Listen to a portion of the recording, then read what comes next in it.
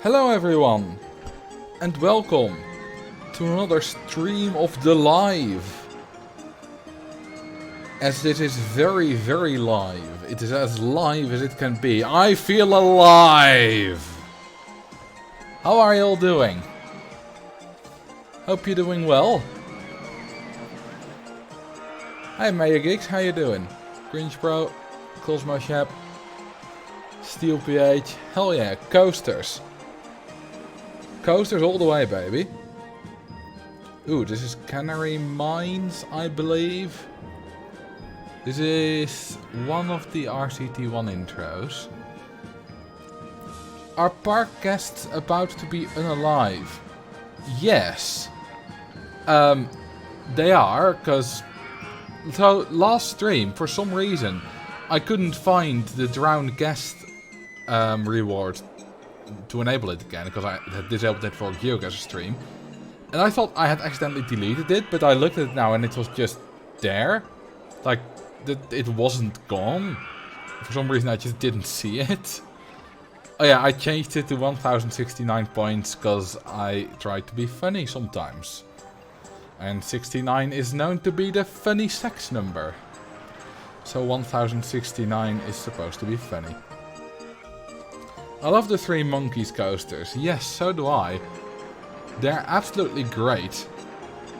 By the way, doesn't this intro kind of just look like an intro to my videos where I just have some random park scrolling about that are vaguely related to whatever I'm talking about? Or not at all if what I'm talking about is very generic. So yeah, today we're not only gonna do the 3 monkeys, but we also have the finale of something else today. As you may know, or may not know, 19 days ago, on Tuesday the 12th of July, I started a challenge. I opened the park, did a few things, took me a few minutes. Guest number 69, yeah, that's not gonna happen yet. We're gonna have to wait until we start with the park. So, did a few things, took me a few minutes. And then I just stopped. And did nothing. And I left the park running. For a very long time. I left the park running at ×8 speed. Although, at a later point, it wasn't really ×8 speed anymore, because lag. For 19 days. And we're about to reach the goal. We're about to beat the scenario. Drink some water. Alrighty. Where can I find Open RCT2?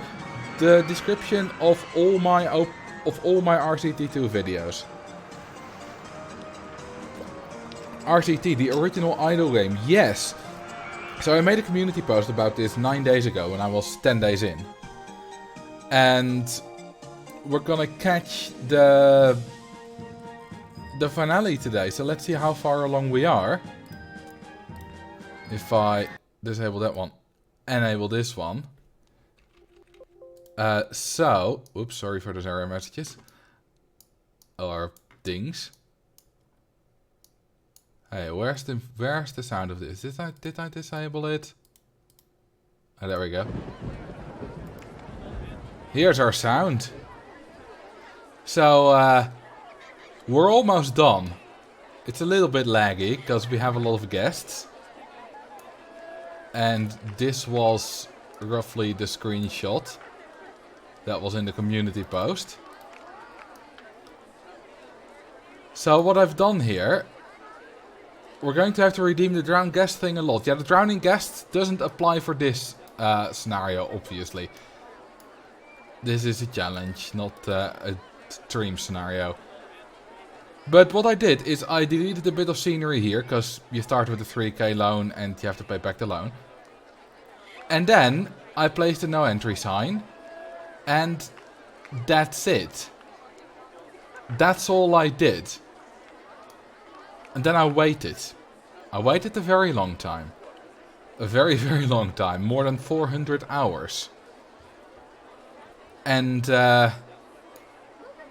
yeah, we're about here. We need 7 more guests. So the goal is to pay back your loan, get 115,000 park value. Now, we're almost there.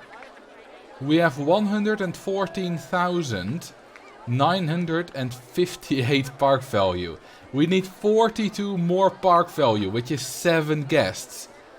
Now, we were at this number of guests 30 minutes ago, so we've had quite a dry spot. Usually we get much more than 1 guest every 30 minutes. But yeah, this is Sugarloaf Shores. It's one of the RCT2 expansion scenarios. What I find interesting is that the guests have been divided into 2. As you can see, there's a group here and there's a group here. And I suppose it randomly depends on whether they go forward or to the left here, in which group they end up. Now, why exactly they stop here? I mean, I can tell you why they stop here, because it's a junction. But why at this junction they only go back? I don't know. I don't know the pathing algorithm really at all, so I need to look into that more.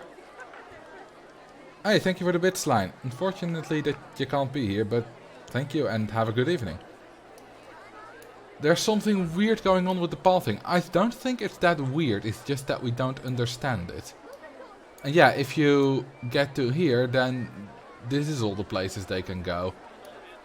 It is quite interesting to see that. Also, a lot of stuff is vandalized, but there are a few things that aren't. Just because the guests never go there anymore, I suppose. And we also have a lot of rides. And all of them are broken? Hang on, didn't we have mechanic? Oh, we don't have a mechanic. Okay, well, then all the rides are broken. How many guests have they had? 7,000. That means it's been doing like good for an hour, for a long time, because it's only getting like 100 guests an hour, like 70 hours until it broke down. It's a car ride. It doesn't break down very often, I suppose. This one had 5,000 guests. This one had 8,000. I could swear we had a mechanic. I didn't fire it. I didn't do anything. Oh well. Let's see. We have... if we go to... do this, and then we enable... this. Guest 343 has been in the park for, well, much longer than 530 hours, but the game can't count that many hours. No, wait, that's actually not true. It's only been 530 hours. Never mind, I was... No, because it only took me 400 hours because I fast forwarded. 530 hours, we're in year 1518, so that doesn't add up. But yeah, time in park, quite a long time. It's only done a few rides. So yeah, this is what I've been, quote unquote, working on. How many things have they done? You can see that. They have... This guy has watered 35,000 gardens. Where do we have gardens? Oh, right there. And there. Yeah, there are a few around. Has this guy... How many lawns has he mown? 10,000 and watered 50,000 gardens. Only 1,700 litter swept because... You know, the guests that come into the park might have a little bit of fun, buy like a drink and throw it on the ground or whatever. But very quickly, they join the rest of the guests in moping about. And doing nothing. Also, yeah, we're 17 million in debt. Because we're losing about 1,300 every month. As you can see, we do make a little bit on drinks and stuff every now and then. From a guest that comes into the park and buys something. But then very quickly they stop buying anything. Several 100 years old as well, yeah, of course. How can you be so far in debt or not lose? Well, there's no limit. In fact, that's literally what Thursday's video is about. Well, not really about, but it mentions it. Anyway, this is gonna take another while. So, I'm going to go here again. Fast forward. It's laggy, but it's still faster. And then we're going to actually play and maybe periodically check in. And here we have this sound back. Even if you remove the no entry signs, it looks like the guests won't be able to pathfind their way out. Oh, they easily would. They easily would. It's just the no entry sign screws up their pathfinding. Okay, let's do a quick check. It's Rio Carnival. Do we have a mechanic? Or did I somehow... Or did it drown? It might have drowned. Because I swear. Yeah, we have 2 mechanics. They must have drowned. They must have drowned when they got out of... Like... These rides. Because sometimes they can fall through the path. That's actually a thing. Huh. Well, that's a thing. Obviously, I didn't record it. I haven't recorded all 400 somewhat hours. But I do have an autosave. every hour. So I can just check when we still have the mechanics. Anyway, let's now start a proper...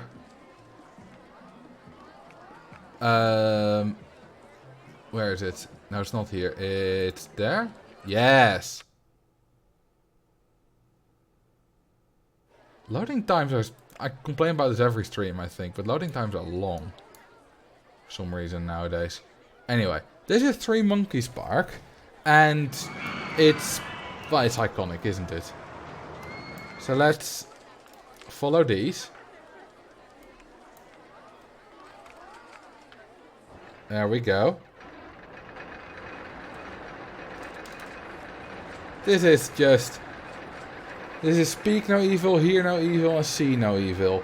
Probably not in the right order. Yeah, it's an incredibly well made coaster. Do not forget Guest 69. I will not. This is just so satisfying.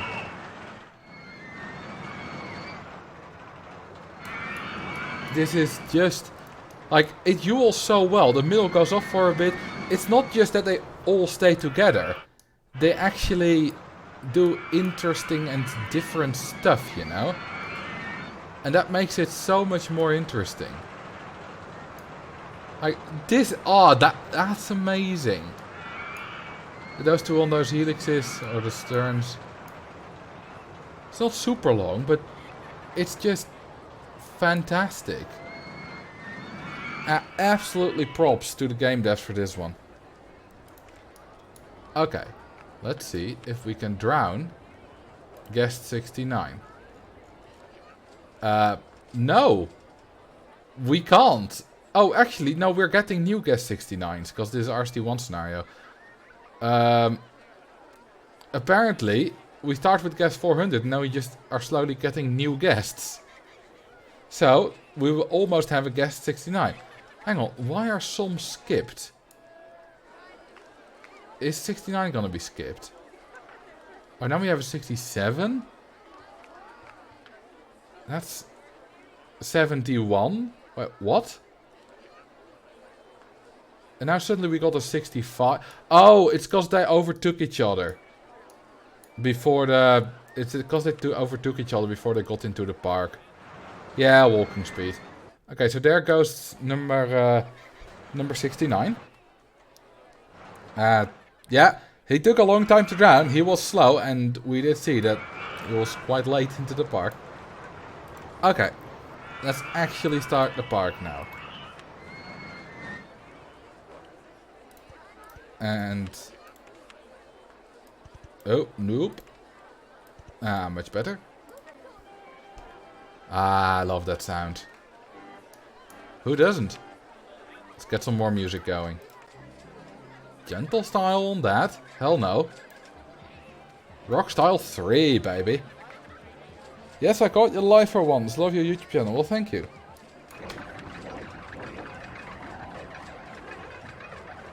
Ooh. Now, if that wasn't a very satisfying chain lift sound, I don't know.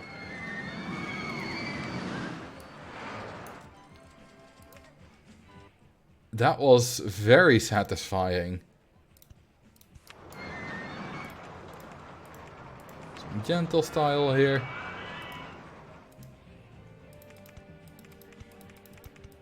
And that doesn't connect. Alright, we'll go this way. Well, that's gonna be a very long queue line for a ride with a very bad throughput. Oh well. It's not my problem. Well, it kind of is, because it ruins my park, but not my problem. Some music in this corner. Alrighty.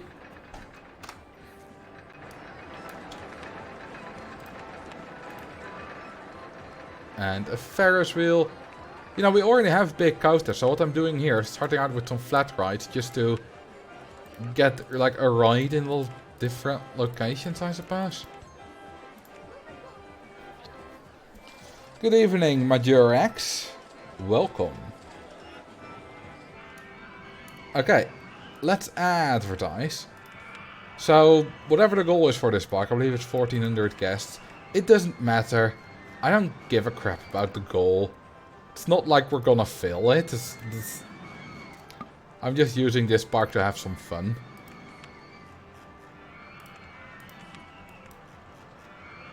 And there we go. That's all the ads. Okay, let's use the right price manager. Or just the price manager. Okay. Enable park fee management. Can this thing do both the ride and the park fee? Let's see if it can. Oh, and I'm giving myself the cash machine as usual. Let's see, where's the cash machine? There it is. Ooh, and what do we want to research?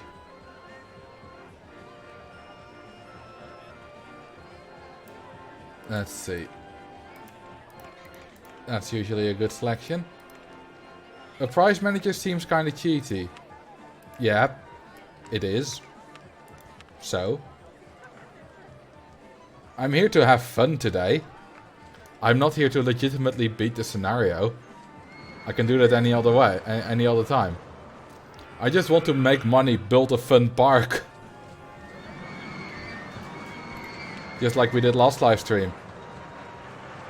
Like, I'm not gonna use all kinds of cheats with extreme rides. I'm gonna build normal rides. What did I want? I want a... Yeah, I need a food stall, so let's go on that first. Fun, this is a very serious game. It is. Are you doing a nice looking park? No, not really. I'm just doing a park. You know, we're gonna build some fun rides, have some shenanigans. Just gonna build a park. Nothing special. Let's have some stalls here. I do love gentle style. It's really good. Reminds me of my videos. Where does the price manager come from? Is it a mod? It's a plugin.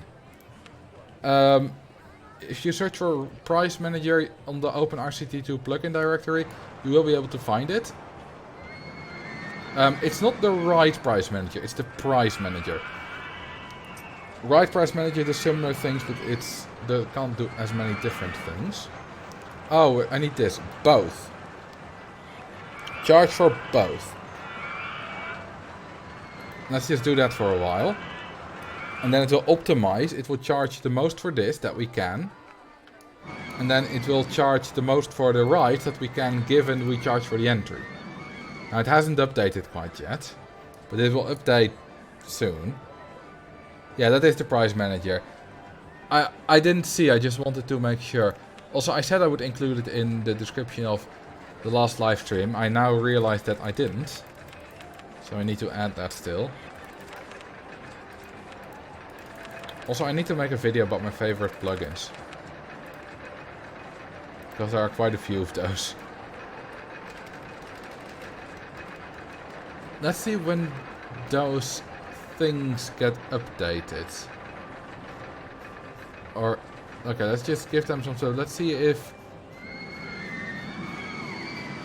these are, if it's working. No, it's not updating it like I want it to.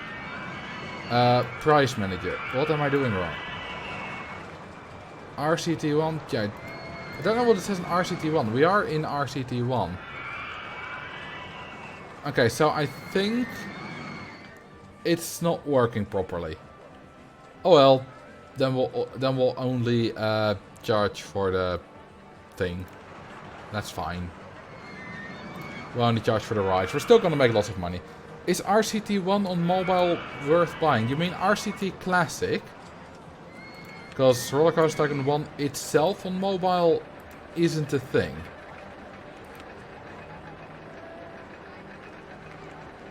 But RCT Classic is. Yes. Is it worth buying? It's not as good as Roller Coaster Tycoon 2 plus OpenRCT 2. And playing on a tiny screen can be a bit annoying. But if you're on the move a lot and like to play games on your mobile phone a lot, then yes, it's great. Now, I haven't played it myself. I've only played it on the computer, not on a mobile phone. But I've heard many people say, yeah, it's great. It does work better on an iPad because it's a bit of a bigger screen. But yeah, it works fine. You did make the ride cheaper and did make the park entrance higher. It did something, but it probably thought only charge for the rides currently better. Now, I think it's just broken. I think it's broken, a little bit bugged. Because I have it set for RCT1 charge for both. We are in a Roller Coaster Tycoon 1 park. And I did have this on. So it should all do this, but it doesn't for some reason. And I think that it's a bit bugged. But I'll ask about it. Thank you for the sub, Vitani981. I do appreciate it. Oh, we have rain. Well, we're automatically charging 20 for the umbrellas. It does do that. It also optimizes all the shop prices. This is literally... It's very cheaty. But it's also fun. Capitalism is fun. In video games. In real life it's more complicated. But nothing's more fun. Well, maybe not nothing. But extorting guests is a lot of fun. In lots of different video games. Including this one.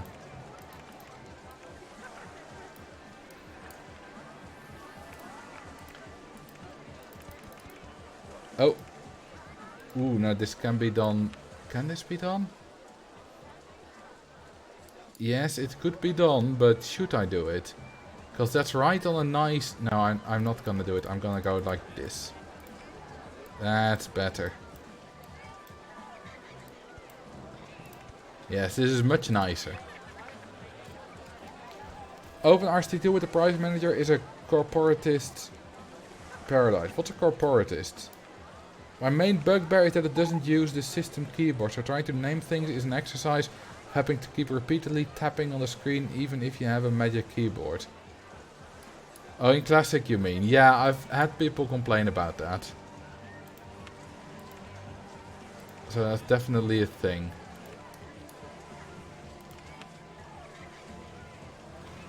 It's not like the people can use their money for anything else. That's a good point. Thank you for the follow. Lost Tips de Lucy. Corporatism is an ideology that favors massive, abusive megacorps. Oh, corps as in corporations. Oh, screwing everyone.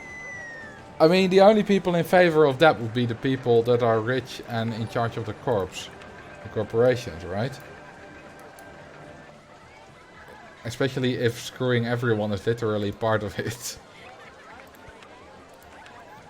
Thank you for the follow, Tamlil. So you in this case? Yes. In Roller Coaster Tycoon's case, yes. In real life, not so much. I'm sort of work for YouTube. I'm not a rich boss myself. Well, I'm a boss. Like, I'm my own boss, but it's kind of difficult to define what I exactly do. Like, do I work for YouTube? YouTube doesn't care if I don't work, but they do pay me.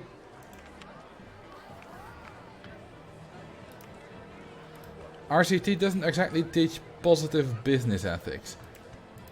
I don't think there's a single game in the world, I might be wrong, I'm probably wrong, but I've never seen a single game in the world that teaches good business ethics.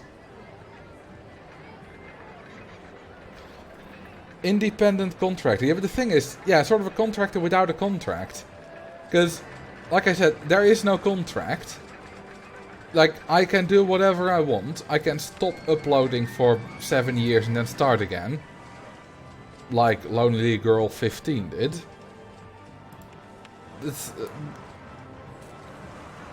It's difficult to define, and there's not really... It's because that kind of stuff is very new. It's not just a freelancer. Because...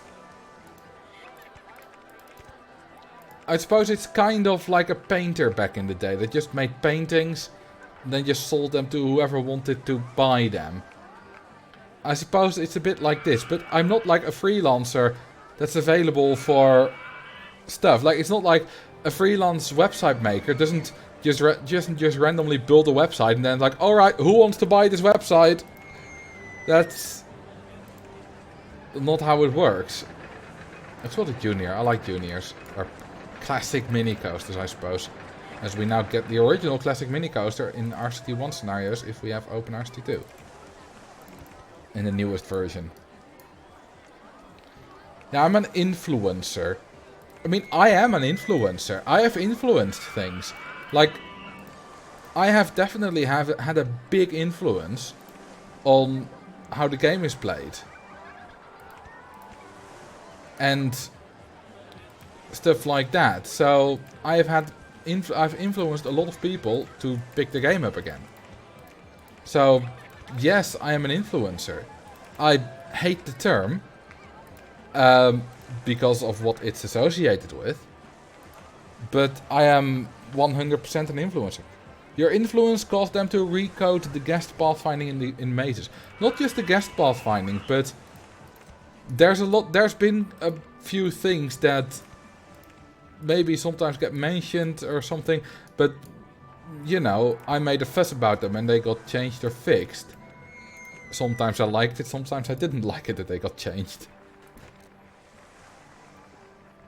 You made me like RCT again after 10 years of not playing. Yeah, pretty much stuff like that. This happened to a lot of people. So I'm an influencer, but I prefer the term content creator. Because creating content sounds a lot better than influencing people. So, yeah, I don't know. I'm technically both. And done. That's a good looking coaster. No, not wait for full load. Increase the chain lift speed. You put a video up once saying you weren't playing anymore. Mind if I ask what got you back to it? Into it. Live streaming. It's literally the live streaming that got me back into it. I wasn't playing anymore, so I decided, alright, I just want to kind of still keep doing something and not just stop. So I started to do live streaming. And not only does this mean that at least once a week I now play Roller Coaster Tycoon live, but it also just reignited my spark for the game. And there were also other things, like at the point I decided to go full time, which was in March 2021, I dropped out of uni. Like before that, uni wasn't going well, and that was weighing on my mind, and there were other things that just like life wasn't great for me at that point, which is vastly improved now. But yeah, that was all weighing on my mind, and that certainly didn't help. And then I started live streaming, and honestly, that was one of the best things I could have ever done. Not just for my game, but for my sanity around that time as well. For a variety of reasons. Oh, we got a hat stall. Do we have a food stall already? No, we don't. I want a food stall. And the streaming also, you know, makes me connect to you guys. And that's just fun. And it's certainly improved my skills in public speaking. So there's that, or improvised speaking, I suppose. The public speaking was never my problem. Like, I've always been decent at just public speaking, you know, giving presentations in school and stuff. But improvised speaking, basically that's what live streaming is, adds a skill that I've massively improved since I've started doing this. Which makes sense. I had live streams before, you know, a few times on my main channel, but not a lot. Been binge watching your YouTube videos for the last few days, so this is my first time catching a stream. Well, welcome. Welcome to the club. Welcome to our club. Welcome to our club. Welcome to our club. Does anyone get that reference? I hope you do. What's your quick thought about Parkitect? I have none. I have no opinion about Parkitect. I've played it once for a few hours, like years ago, and it was an alpha stage still, I believe. It's developed so much now, and I don't know how it works, I don't know what it can do, that I don't have an opinion about it. Okay, let's randomize. No, that's not randomized. I don't like the randomization. Let's go dark orange. Was that SpongeBob? Yes, it was. Nice. Okay, this is long enough. Good. Let's get rid of the minimum waiting time. Salmon pink. Nope. Salmon pink is ugly.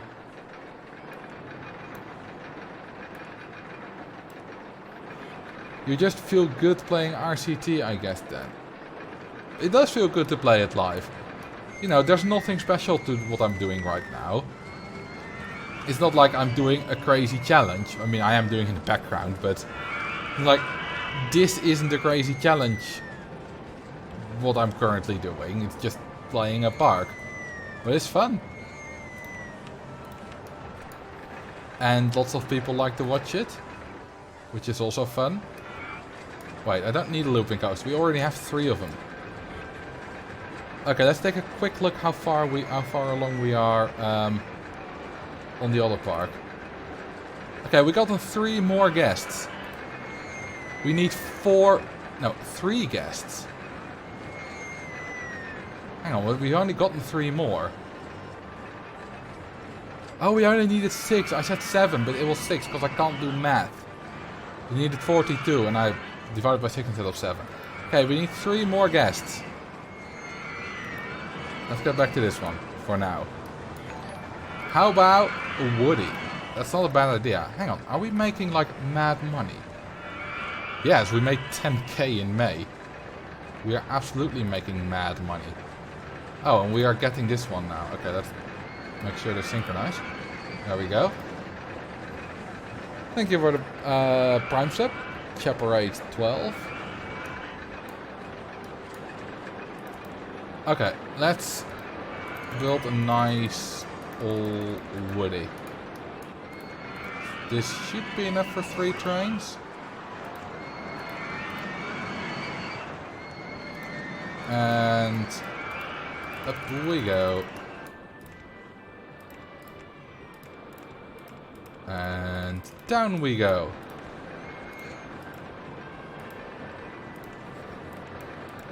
And upside down we go. How about steeplechase? Do we even have that unlocked? No, we don't. And a helix. Ooh, that's a cool element. Thank you for the Prime sub, damn lol. You're so fast at building the coasters. Years of practice. I mean, literally, it's just... It's literally years and years of practice. I've been building coasters live on stream for about 1 3/4 years now. At least once a week, often twice. So doing it while talking to people is a thing that I've just learned. And just doing, like, I've been doing it for years before that as well. Marcel, your strength is definitely the chill atmosphere you create. I didn't even pick up RCD for the first few years I followed your YouTube. Yeah, that's a comment I get a lot, that people find my videos very chill. Which is very nice to hear. And I find it, the funny thing is that I often write quite sadistic jokes into my scripts. And I make the same jokes. Hang on, is it me or are we getting distorted sounds? Like from this coaster? Huh. Anyway, I often also make those sadistic jokes while live, which is quite in contrast with the calmness of the stream. I missed a lovely stream Wednesday due to Corona, but I recovered now, thankfully. Nice. Well, nice that you recovered. Not nice that you got Corona.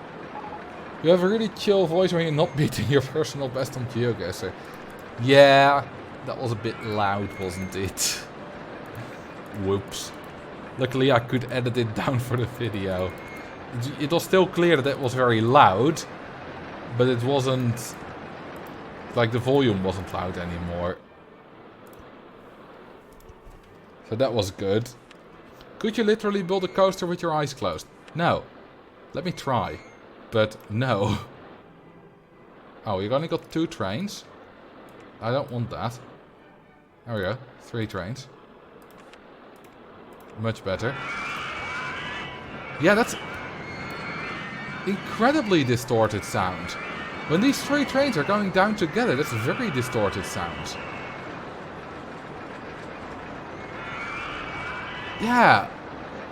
I can't be the only one hearing that. Are you guys hearing it too? It's like... hang on. Let's hear what sound they create. Because it should be quite distorted. Okay, there they go.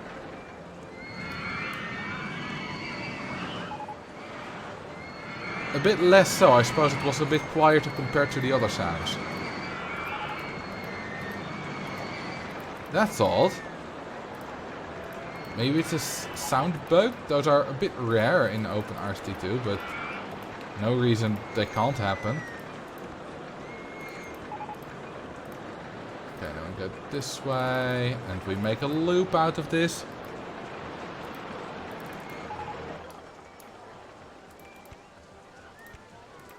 Okay, let's see. That's not gonna work, is it? No. Let's just go that way.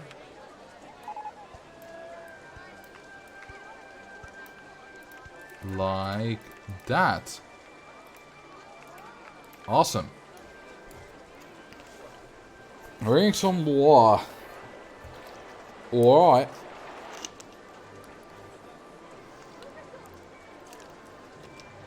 Ah, delicious.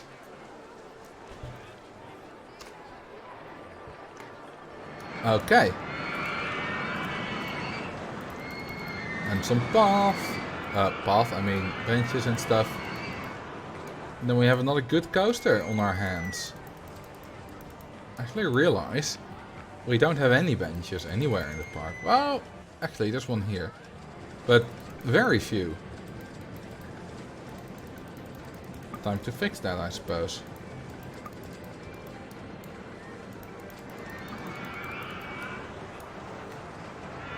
Have you tried putting the mic super close like you're making ASMR content? Well, let's try that. I need to take off my headset for that because the mic's attached to it. But let's see what happens. Hello everyone and welcome to another video. How are you doing? Do you like this? Do you like this very much? Was that good?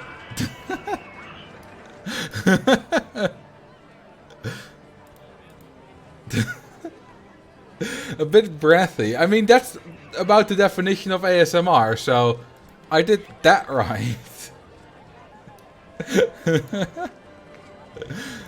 But apparently you guys don't like it, which is fair enough. I probably wouldn't either. Was it loud? Pretty much new here and just lurking, but I want to say hello. Well, hello Andrew Red Wolfie, welcome. Oh, it was loud apparently. I did speak softly, but yeah, I pretty much stuck the mic into my mouth. I don't really know how this mic works. I only ever use it in one position, which is what it's in currently. It's always interesting moments to join. Like sometimes I'll say something really random. Sometimes I'll do some random stuff like ASMR Marcel. It's always fun that people join at those moments.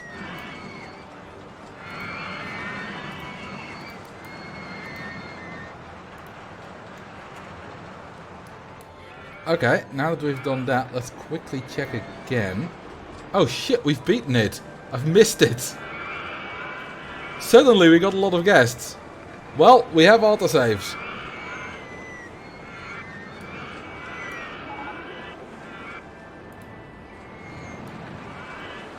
That's unfortunate that we missed this. Like, I didn't get a single guest for 30 minutes, now I got 6. In like the other next 30.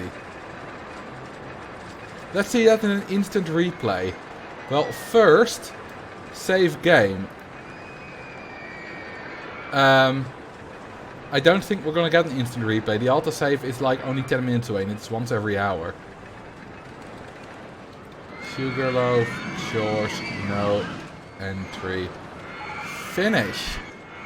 Whoops, let me spell that correctly. Guest numbers affect park value. Yes. We're done. We're done. This is... Well, it's done. We have exactly 115,000 park value. Must have missed that in your park value video. I did mention it. We don't have a great company value. But yeah, let's see when the last autosave was. Yeah, it was 2 past 8, so that's 42 minutes ago. So I'm gonna have to replay it from that to get the footage of us beating the park. But yeah, this is done now.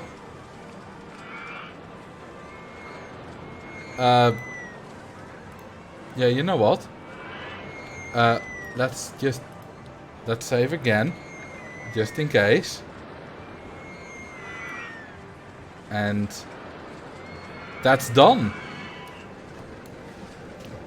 So apart from a few restarts of my computer, just because it's good to restart your computer every now and then, that park has been running non-stop for 19 days and a few hours. And it's done now.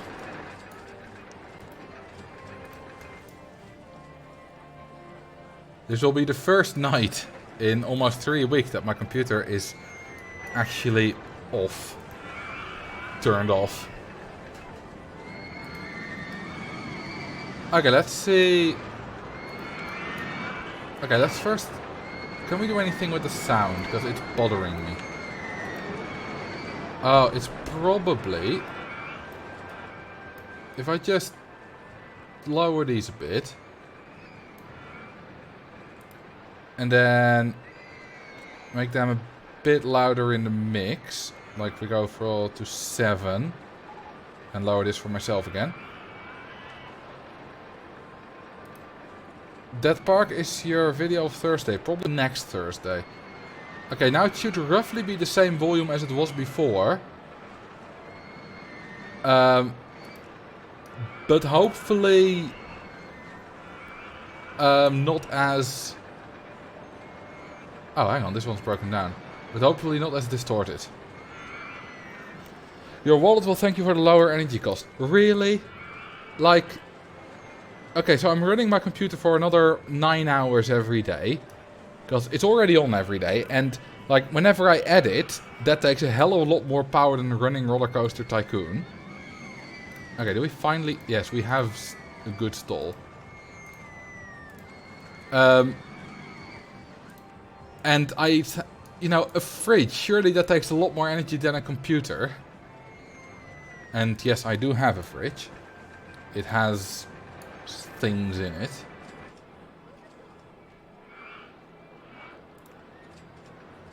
Yeah, it could be mining crypto. But, like, mining crypto on one computer, how much power is that really taking? Isn't crypto usually mined on, like, lots of computers, and that's why it takes so much?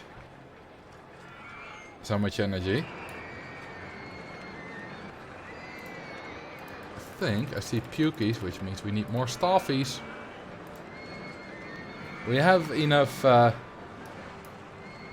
mechanics. What GPU do you have?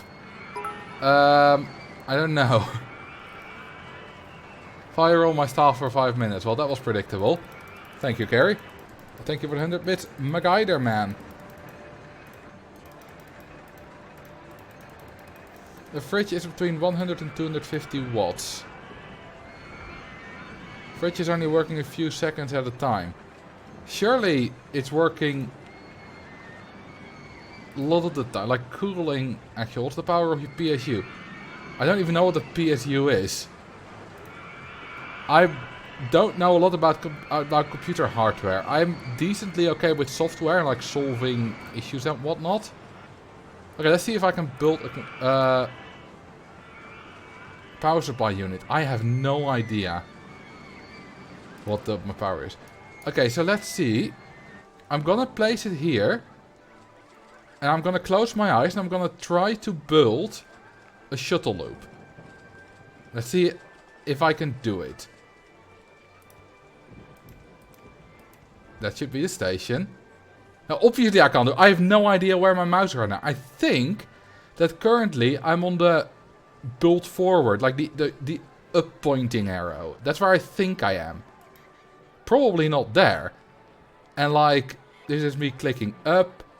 This is me clicking build. This is special, going through a loop. Building the loop. Yeah, no, we're still just building a station. Like, that doesn't work. These buttons are tiny and I have to actually move my mouse. It's different if you're playing a video game on like a Nintendo or whatever and only have a few buttons to press. And then it's just the timing of the buttons. But moving a mouse with your eyes closed and being accurate is pretty much impossible. It's just like, that's not gonna happen.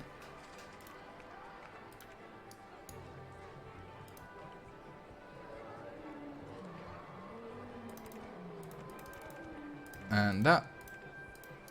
Yeah, you say your wallet will thank me. If my video, it took me 400 hours to beat this scenario, which is probably what I will call it. I won't, like... I have a debate between the titles, it took me 400 hours to beat this scenario, and the same title with something added, namely, to beat the scenario with only one stop sign. But I have a feeling that that's a bit too long, and it took me 400 hours to beat this scenario. Is, I think, a better title that will get more people to click. But technically it's like 450 odd hours, but, you know, 400 is a better number. We have passing station. If that goes viral, then obviously the money is definitely worth it. Embrace the clickbait. You know, good clickbait still represents the video. Like, for example, if I did something like, it took me... I don't know, how can I clickbait that video which is still like slightly accurate but actually clickbait? Like, I went insane trying to beat this scenario, something like that. Yeah, good clickbait is barely noticeable.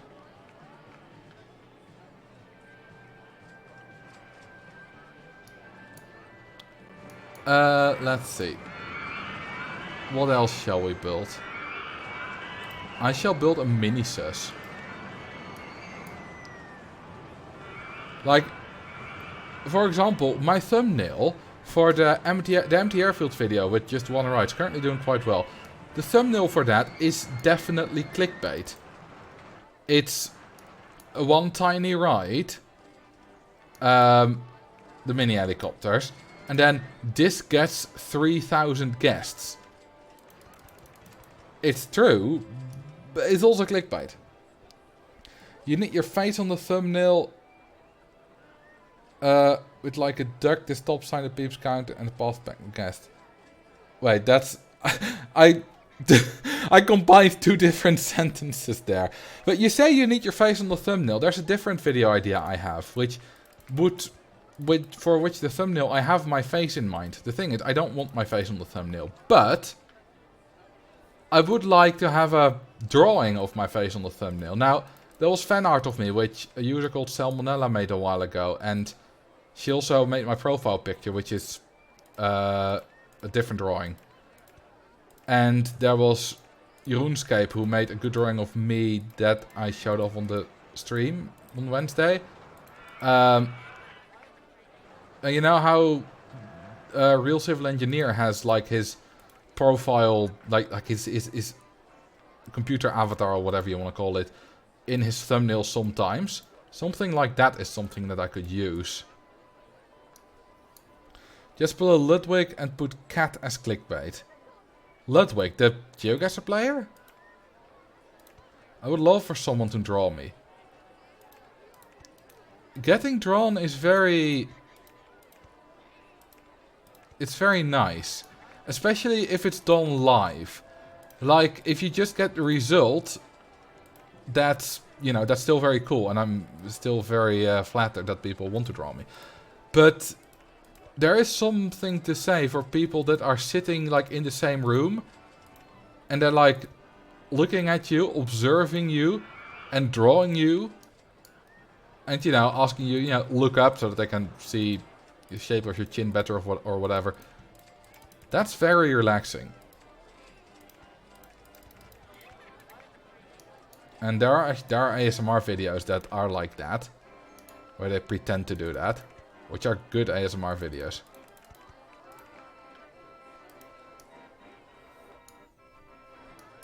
By the way, recently I discovered a YouTuber called Rainbolt. And he went a little bit viral. Maybe that's why he got recommended to me. And he's a GeoGuessr player. Now, he's not just a GeoGuessr player. He is one of the best GeoGuessr players in the world.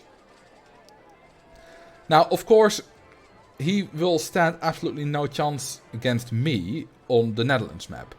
Because he isn't a player like that. Now, he is a player that... He is a country guesser. So he immediately will know, pretty much always, not always, but like 95% of the cases, or maybe 98, which country he's in. And it's crazy. Because... what he does... Oh, it's not going to make this, is it? He does a specific game mode called 0.1 seconds. So, he sees the screen and whatever image for 0.1 seconds. Then it immediately goes to black. And then he has to figure out where in the world, in which country, that is. And he is shockingly accurate. And... his video that went big was playing GeoGuessr with an eye tracker. And yeah, he will recognize the Netherlands as a country 100% of the time. But like I said, obviously he doesn't know a lot of cities in the Netherlands and I will easily beat them there. But that's just a different kind of play. He will beat me any time in recognizing countries. The only country I might recognize quicker than him is the Netherlands. But other than that, he is just... it's just... marvelous to look at. Like, just look at his I think it's still his latest video. He plays GeoGuessr with an eye tracker. It's just... it's astonishing. It's absolutely astonishing. He knows so much. Like, I'm not surprised by the fact that you can learn so much, but He's actually done it. Okay, so just place that fence and it's gone already. Good. He's actually done it. The madman. And he's also using eye tracker versus mouse and keyboard. No, just using an eye tracker to prove that he didn't cheat. Because people were suspecting him of cheating. Which always happens when you're that good at a video game. Like, it's literally... He sees the screen that immediately zooms into the correct country. It's crazy. It's absolutely crazy. And I will never be at that level. I would like to be at, like, a level similar to that for the Netherlands. So what I've recently, literally I started this 1 hour before I went live today. But what I've recently started doing is I had the idea, because I had the feeling I wasn't improving a lot on the Netherlands map. Like maybe a little bit still, but not that much. So what I am going to start doing is I'm going to start practicing cities. And like Amsterdam I'm decent at, but The Hague and Rotterdam I'm absolutely terrible at. I don't know those cities well at all. And whenever there's a round, like somewhere in the middle of either city that's not like right next to a big landmark, then it's basically game over. So I just started playing the map of The Hague just to try. And my current record is like 12 minutes for a perfect score. So it's still not great, but that way I plan to practice different cities. And what I want, ideally, is the world record at some point. Not necessarily soon, but at some point. And a sub 2 minute time. Now, currently my record is 3 minutes 7 seconds.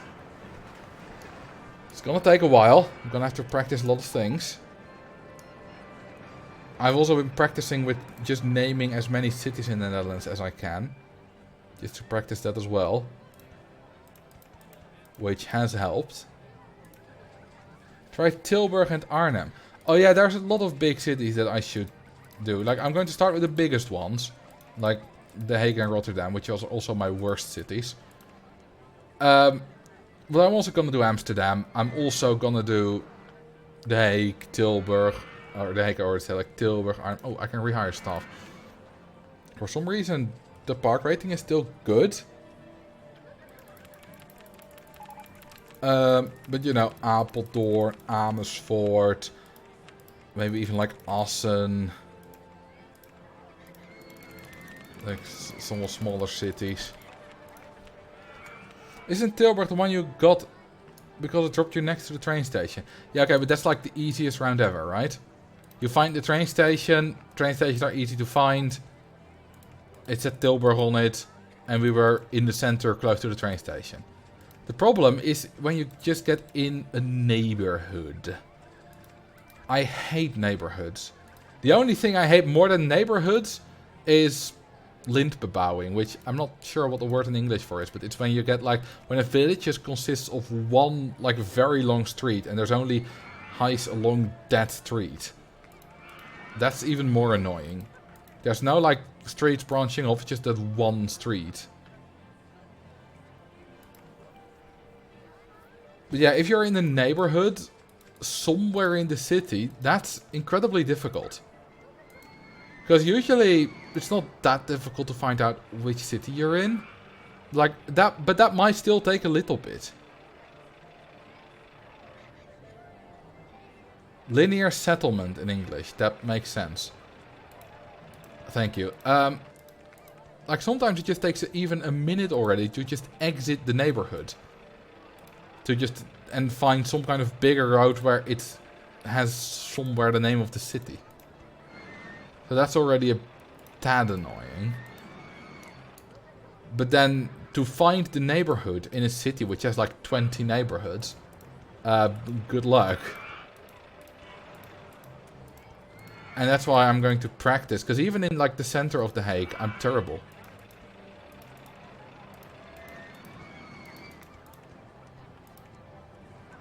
I mean, the bug with moving forwards is also not helping. That's correct, but in big cities, that's rarely an issue. That bug is much more frequent on like small country roads. You do see it sometimes in cities, but not often. Translated from Swedish, it would be a one-road village. Yeah, that makes sense. I'm pretty sure that every language has some kind of term for it. And in GeoGuessr, whenever I say I hate it, it's obviously I hate it in GeoGuessr, not in real life. But in GeoGuessr, it's annoying because sometimes you just need to go for a very long time on the same road to just even find where you are, to find some kind of sign or whatever. But also, when you have figured out in which city you are, let's say you know that you're in Valthermond, or weet ik veel, Tweede Exloermond. But when you know that you're there, like, how do you figure out where exactly you are within a 25-meter radius? There are no streets that are branching off, that's like an IC junction or a crossing, that you can use with the street names on the map to pinpoint your location. That's the problem. It's incredibly difficult to exactly pinpoint your location. And I was once on an incredibly great pace. I think, in fact, that was one of my old records. I think it was my 404. Maybe my 409. That ended with a linear village. And I still got it, and I still got the record because I was on an incredible pace. But it could have been much faster if I got an easier round at the end. Okay, let's extend the path here. And to extend the path, I'm not just going to extend the path, I'm going to build a ride to extend the path towards. Yeah, a gat or a hole is villages that are just, there's nothing there. Also, it's a hole without a W. Like, for example, boerenhol would be a hole, which means farmer's asshole, or farmer's hole. Yeah, like some like Weerwille, which is near where I grew up. It's just like a few houses and that's it. We also call them a gehucht, which is more of an official term. Hole is not really official. Thank you for the prime sub, Tragic Bronson 08.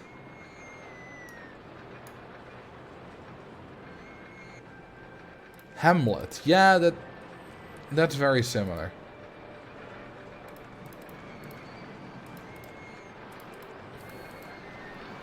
Like, for example, near Ruine, village where I grew up, you have Oldenhaven, which is sort of part of Ruine, sort of not. And it had like 60 residents.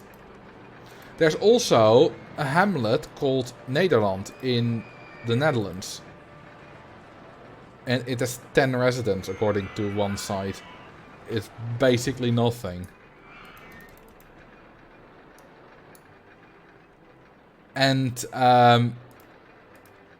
there's also a village called America in the Netherlands. There's a gehucht called Zurich in the Netherlands.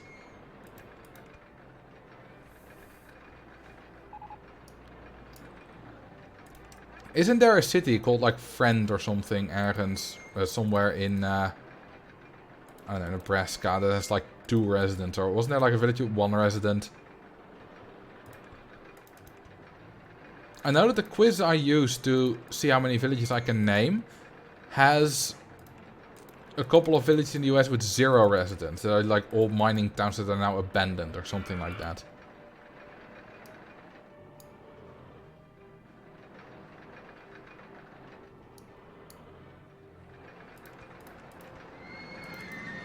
Okay, I think what I want to do is something like that. Yeah, that's fine. Thinking on how I want to finish this. Oh, that doesn't exactly line up. Oh, we'll just... No! Alright, we'll just do that. Does it even make this? Don't know how much speed we have left here still. Thank you for the follow, Solid Snake. Like the one that's been on fire for 50 years. Yeah, I've heard about that one. But there are also many that have just been abandoned because the mine closed down. Like those mining towns, a lot of them were just there because there was a mine. Nothing more. Like, it's not like people actually wanted to live there.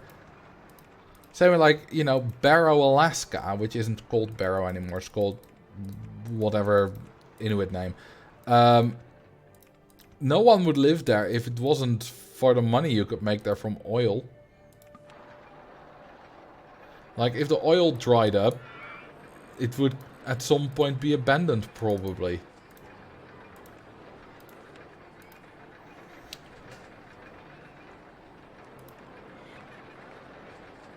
Oh yeah, Centralia, that's right.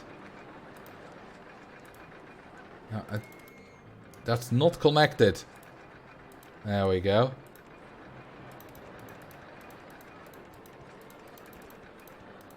This is a nice queue line. You know what, let's make it a little bit longer. Let's go this way. And then this way. It's a proper adventurous queue line now.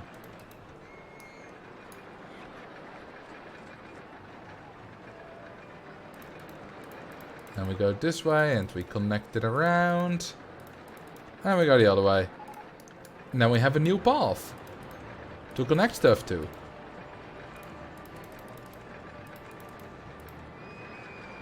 Go this way. Yeah, that's nice, baby. Then I need to, yeah, go below here and connect this back. Oh, I was sure I would be, like, obstructed by the right or something, but nope, that worked perfectly fine. Nice. And then we have a mine train coaster.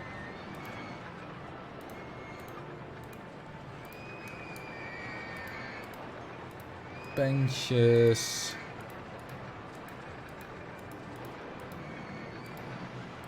Nice.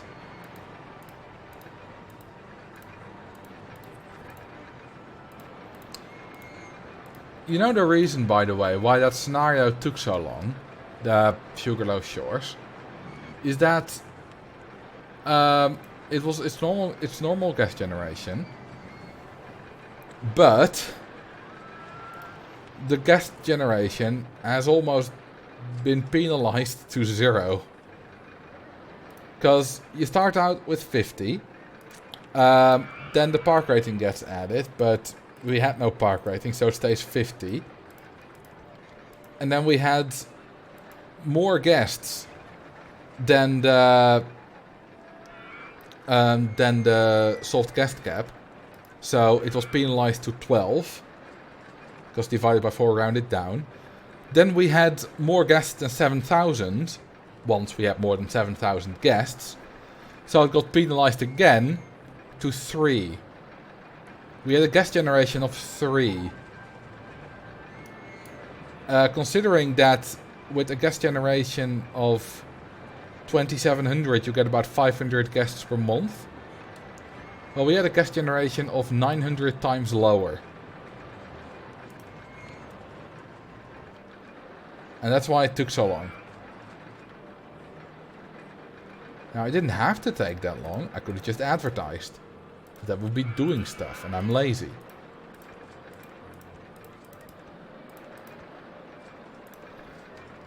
But yeah, you'll see in the video that the first 7,000 take, like... They still take a while. But they take nothing compared to the second 7,000. Are we still advertising? No, we're not. We still haven't beaten the scenario. My cat is sleeping in a funny position. Nice. Cats are cute. I was at my parents' yesterday, because my stepdad turned 59. And obviously there's a cat there.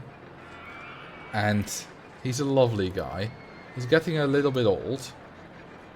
Yeah, it's like 14, 13, 14 now. But he's still a very nice guy. And we had a barbecue, which was lovely. I like barbecues. You know, it's just very relaxed. We also discussed some topics that I shouldn't discuss here, because YouTube doesn't really deem them advertiser friendly. But we discussed them in a non-violent manner. Do I have any extra thrill rides yet? Ooh, yes I do. Go-karts. Nice. Yeah, barbecues are really nice. Family politics.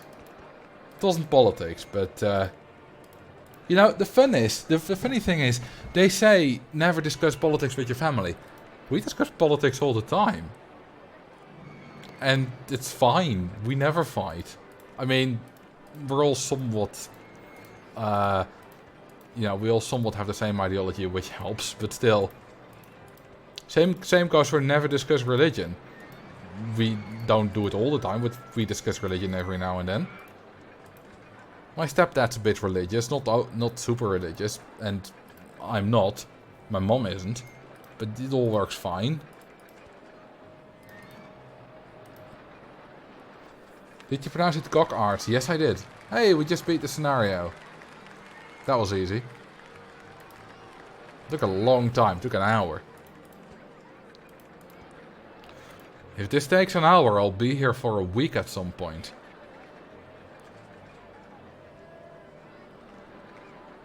Now, that's a spoiler for something.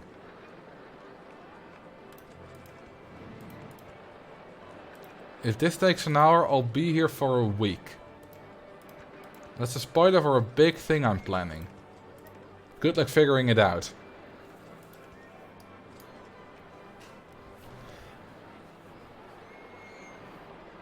I don't discuss it with my mom's side of the family because we think differently and I'll just get mad, but I'll talk about it with my dad and sister.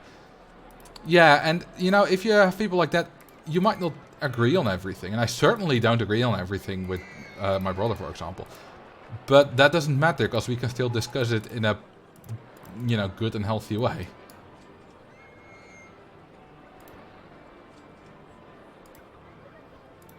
You know, let's put this in the middle.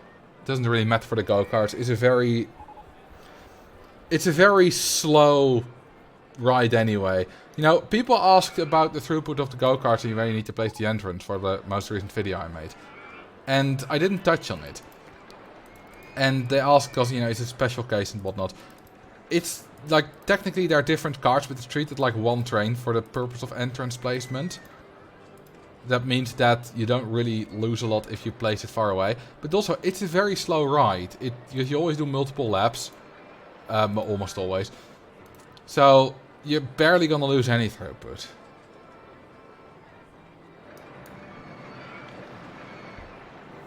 Never discuss politics or religion is more of an American thing. Yeah, that's also why I have them as rules on my Discord server. Like, I don't enforce those rules very strictly. That don't discuss politics or religion. But they are there so that people will do it less often because they know the rules there. If they've read the rules. Which I know quite a lot of people don't, but whatever. And they're also there that if I need to step in and stop a discussion, or if any other mod needs to do that, we can say, hey, there's a rule for that. And I'm like that with a lot of rules. Like, if people... Obviously, some rules need to be taken pretty harshly.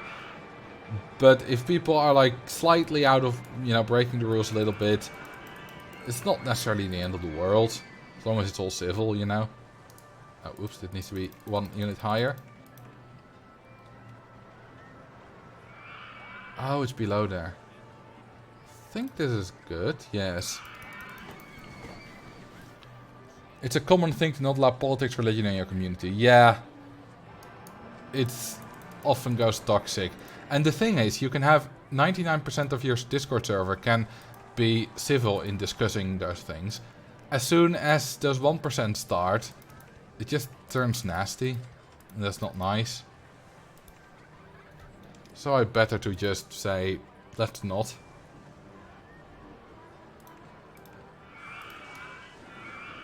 That's a good launch speed.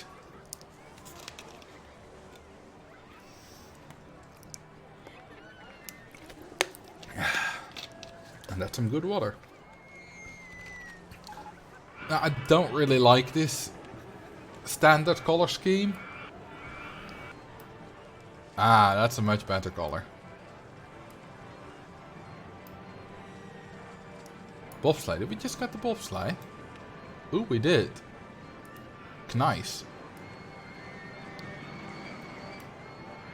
That's a bit bright. Ooh, that's better. Some greenery on it. And some yellowery on it. Hello Marcel chat, hope you're having a good Sunday. I am, thank you. I hope you're having a good Sunday as well. For some reason I had to think what day it was, even after literally saying that you said, I hope you have a good Sunday. That's how intelligent I am.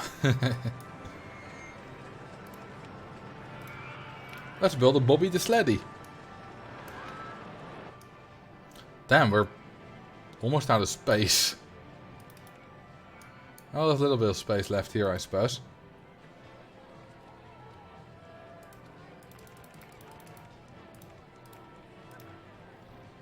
Thanks to a Reddit user, I finally upgraded from Classic to Open. Nice. I hope you enjoy it. Yeah, the RCT subreddit is absolutely magnificent. Like, sure, it's not perfect all the time, but there's a lot of lovely things here in there that people share. And I think as long as you're doing something interesting, it's very good in general at giving positive feedback. I mean, it's thanks to the subreddit that I started doing what I'm doing, basically. You know, becoming an expert at the game. It's a good constructive feedback community. And there's a lot of cool stuff there to see. I've gotten the inspiration for quite a few videos there.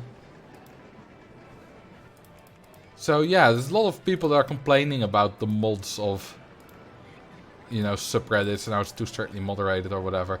But of course I'm a mod now there, but I only fairly recently. You know, I've been active there for like 5 years before I was a mod, and I never had any problems with how they did things.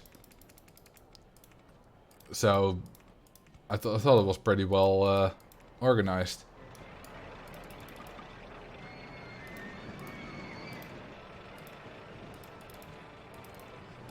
And this is more like a normal roller coaster instead of a bobsleigh coaster so far, actually.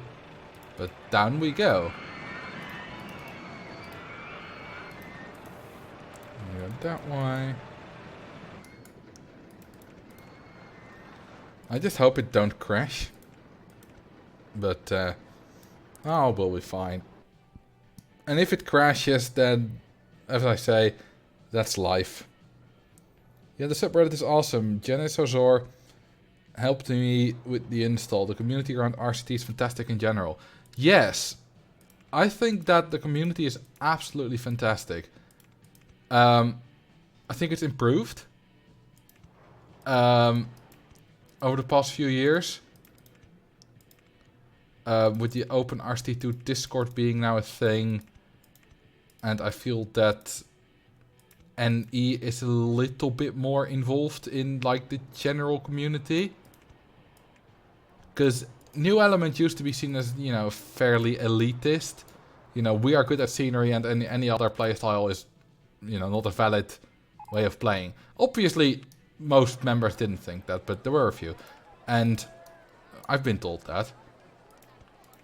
But I feel like that's changed. And maybe partly due to me, but maybe also partly due to someone like Dirkling, who is both sort of a New Elements player who does a lot of things with scenery, but also exploits the game, kind of does both, and also obviously is a big name in the Roller Coaster Tycoon scene.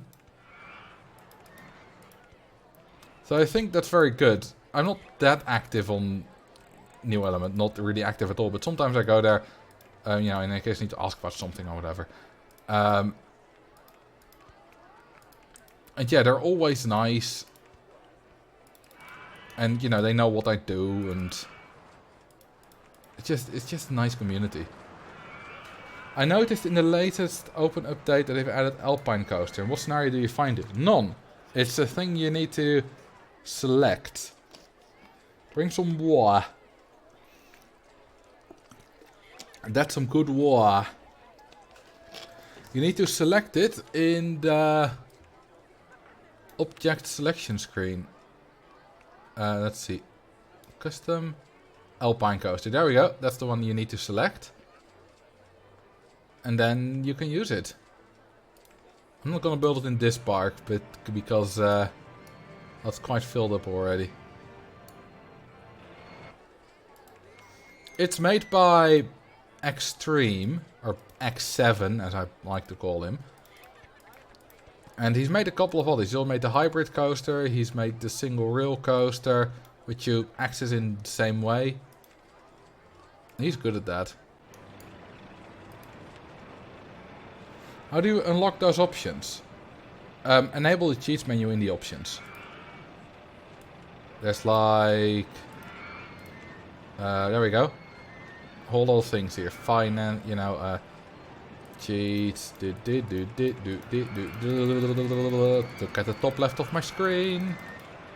There's also somewhere here, which could be useful sometimes. There we go. Enable debugging tools. Once again, look at the top left. You won't be using that one very often nowadays that some options have moved away from there.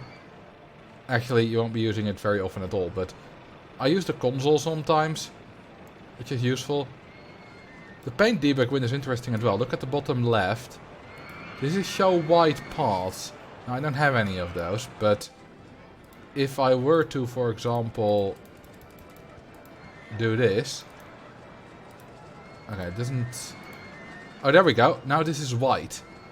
Now, the fact that this is white means that guests are not using this for navigation. They're not considering these when they want to go somewhere. And that's how you can see your useless paths. Show blocked tiles. Whatever that is. Show segmented heights. Now you can clearly see that something's going on here. I think... Well, I was gonna say I think I know what it is, but I don't. I have... Maybe it's like the height of everything? I think this is like the... Oh, I think this is like the top height of every thing that has been placed? Yeah. No, not the height of each quarter tile, because on the land there is nothing. But I think on everything that's not land, so every scenery item, path tile, every ride... Yeah, it shows the height of the sprites, I think. Look funny in your dense parks. Oh, you know what will also look funny? The next one. Now this shows the bounding boxes of everything that's been built. And... Well, not if you zoom in, apparently. Interestingly. But, yeah, I'm sure, like, I never use this, but I'm sure that some people use it. It's like, the developers and whatever. And show dirty visuals. I don't really know what dirty visuals are. Which plugin? This is not a plugin. It's just... comes with the game. You know, it's just you need to enable debugging tools in the menu. Or in the options. And then you have access to it. It's that easy. I sound like a telemarketing commercial. Dirty visuals that make all the guests naked. Not that kind of dirty, I think. It's undoubtedly something code related. Now, like I said, I wouldn't know what.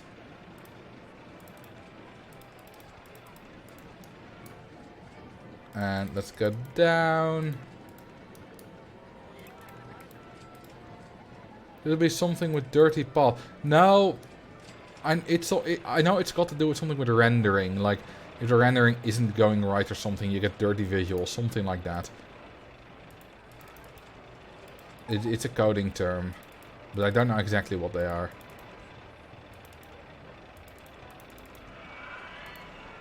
Like, it's a debugging tool. It's got nothing to do with something specific in the game. Just like those other things. It's... Well, the white path is kind of specific to the game. But the other things are just, you know, showing bounding boxes and whatever. Okay, what are the stats of this baby? Oh, it's still not done? How long is it taking? Huh. Is there... No, there can't be a right that blocks it. Oh, there we go. 5916... Oh, it was closed. I never tested it, I think. 591628452. Those poor guests in the log flume. Oh yeah, it's broken down, I guess. Lol. Rip. Yeah, they're there forever now. Oh my god, this is the exit. Oh no, wait, there's a path below there. This is like a weird kind of loop of path. Where's the mechanic heading for this? Mechanic 4. Okay, he's almost there. There we go. Heading up the path. Doing his good job. Drown guest 1069s.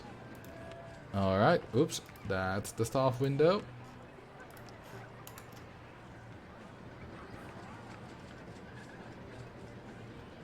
And, oops. There we go. They're still in the park. Well, they're on a circus at the moment.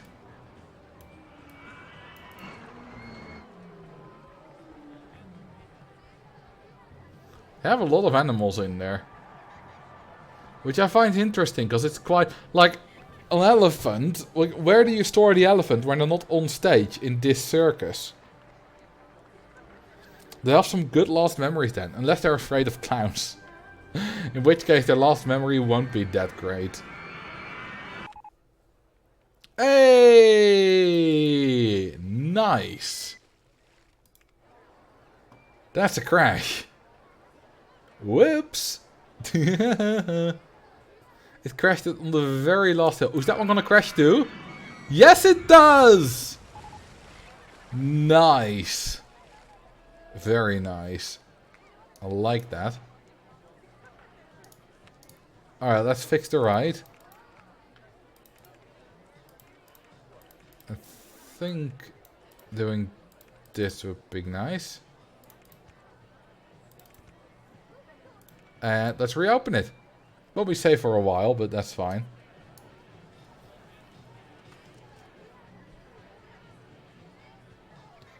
Oops. I mean, it's an oops, but it's a fun oops. I could have stopped that second train, but I didn't. I chose death for our guests. I chose death. I never make bobsleds. You know, I like making bobsleds, and it's always fun when they crash. Not like when you're actually trying to make the best park, then it's not fun if they crash. But if you're just messing about a bit and just building whatever park, it's always fun. Yeah, that was a crash that cuts off the sound. Well, it didn't really cut off the sound, but the sound got focused on where the crash was and nothing was happening there. Because what happens is you get this window, I think the overview, then it focuses on it. Like, it does that if you click on this thing again when you're already on that tab.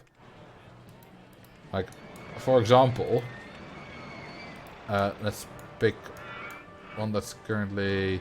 There we go, this one will go up the chain lift again at some point. I think that's the ride being fixed. Wait, no. Is this ride being fixed? Not really. Well, let's pick this one then. Let's... Oh no, it is being fixed. I see it. Okay, so if we follow this terrain, then we will hear whatever whatever there is at the train. If we click on that again, even if we are here, we still hear it. Which is fun. And in this case we hear stuff because it's around stuff, you know, chain lift sounds, whatever. It's a nice feature. Oh, and now you hear it on the left. Now you hear it on the right. That's actually a thing.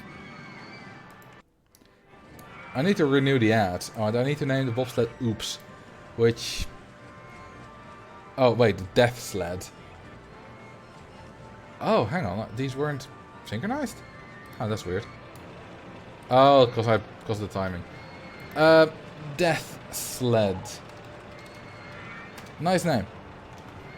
Sounds like my roller coaster is on a roller coaster. I mean, it is. The roller coaster train is on a roller coaster. Have you drowned the circus guest yet? Nope, I think I forgot. Whoops. Oopsie daisy.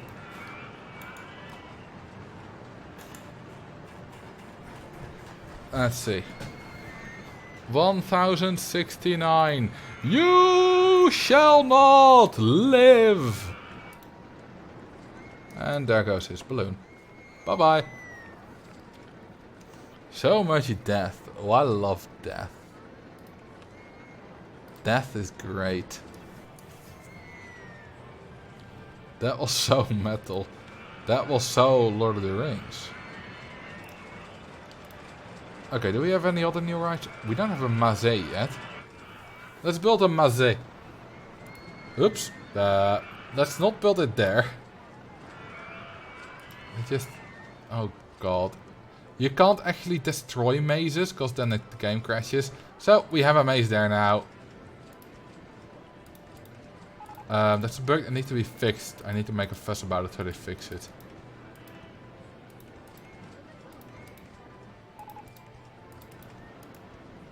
How will Marcel testify in The Hague? Oh, I won't. I will never be arrested for that. You see, the thing is, I'm a very big contributor to their election campaign, so you know, political immunity. Was that joke too real?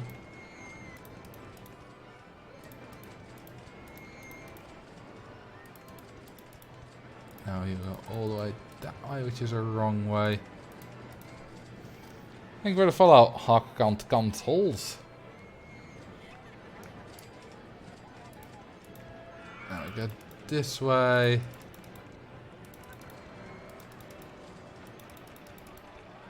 And nope, that's also the wrong direction. I actually need to go this way.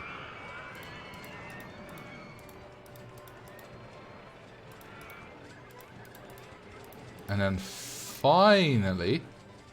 Oh, Weeping Willow in the way. Screw off. We'll have the exit there. No. Come on. There. Nice. That's a maze. Oh, we don't have an entrance yet. All the way around, please. There we go. Let's make it wooden fences. I like that. And let's allow a lot of guests in it.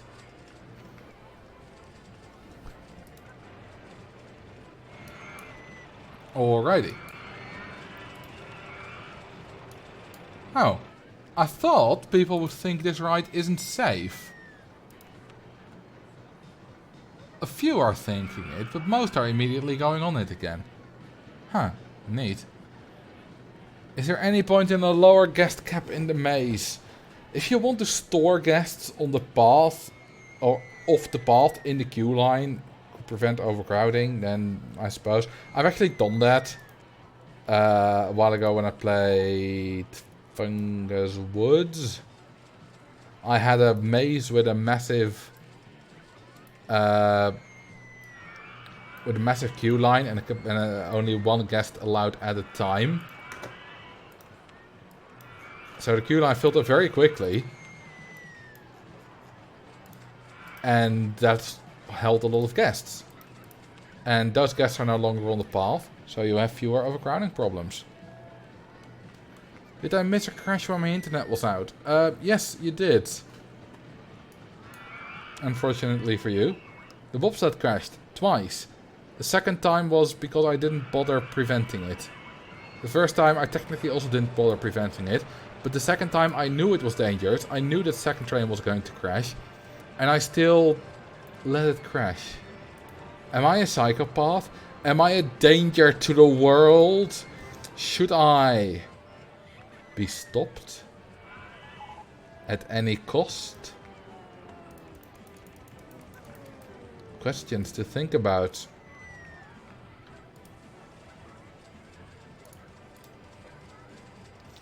The Great Bob Slaughter of 2022. That can also be a really positive thing. The Great Bob's laughter. The Great Bob's laughter. It's just someone laughing.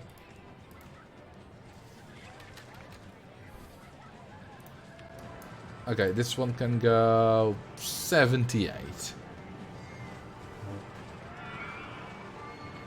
Okay, so recently I've gotten into a YouTube channel called Mr. Who's the Boss.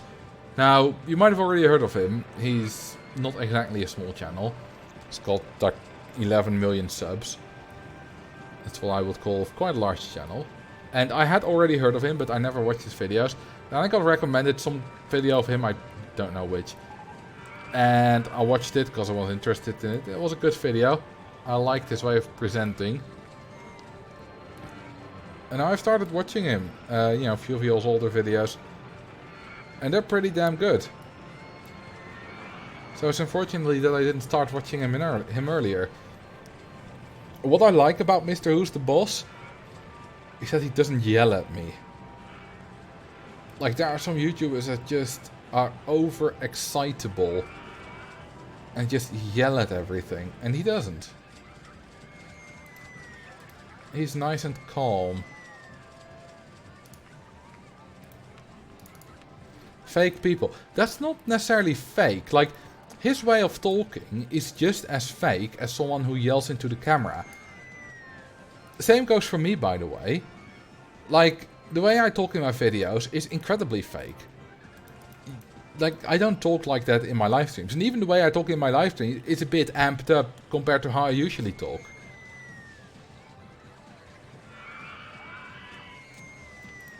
So, it's just presentation mode. And yelling helps mainly with a younger audience. And I think Aaron from Mr. Who's the Boss is going for a slightly older audience, like my age. And a bit older still, I think. And yeah, I'm not really interested in the techie reviews. Like, I don't need the newest phone or the smart gadgets or whatever. I don't really give a crap.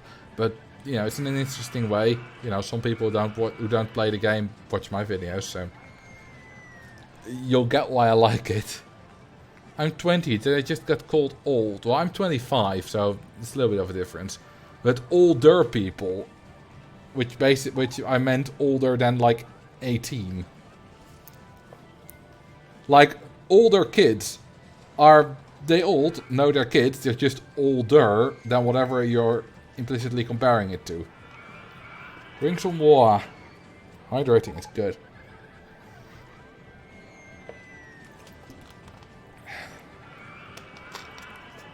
Old 30 like me. Well, 30 can be very old or very young, depending on what you do.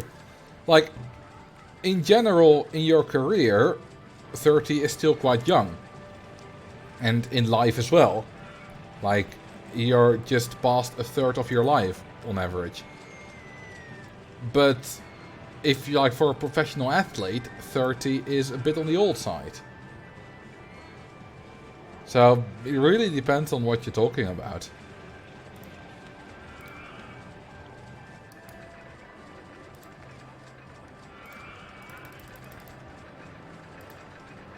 Although I have a feeling that professional athletes are stopping later. At least in speed skating, which is the sport I follow. Like, you see a lot of like 33, 34, sometimes even older skaters still competing for first place sometimes.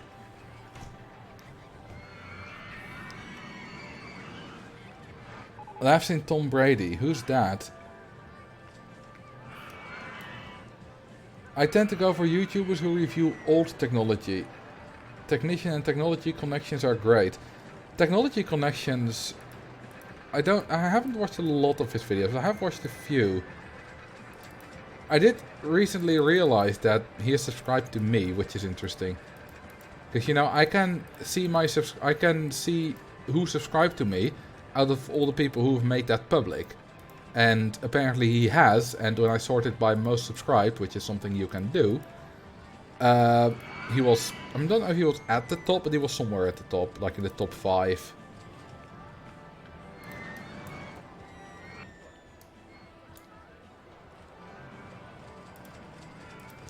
American football quarterback, he's like 40. Ah. Oh yeah, I have heard of that before. There is in speed skating, there's Claudia Packstein, who is not competing for any kind of first place anymore, but she is 40, no, she's 50. She was 49 still at the Olympics. She turned 50 like a few days after. And she still competes on world level. It's been going down a lot in the last few years, but in 2017, just 5 years ago, she was 45 at the time. Or maybe just 44, well, 44, 45. She got third place on the World Championships on the 5,000 meters. At 45 years of age. That's crazy. That's absolutely crazy. Now, she is not, like I said, currently she's not competing for any kind of top spot anymore. The only reason she still participates is because German speed skating is just terrible at the moment and there's no one better. But very soon, like, if she doesn't stop, she might quit. We still don't know. She might have already quit, but if she continues next season, like in just 1 or 2 years, she won't be able to make the limits anymore. Because to be able to participate in the highest level international competitions, you need to skate some kind of time. We call that the limit time.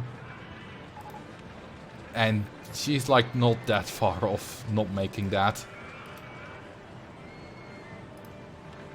But yeah, the interesting thing is, so she competed in the Olympics of 2022.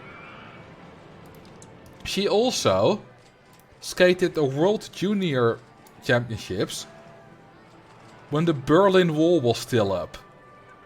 That's how long she's been in her sporting career, how long she's been participating. It's absolutely crazy.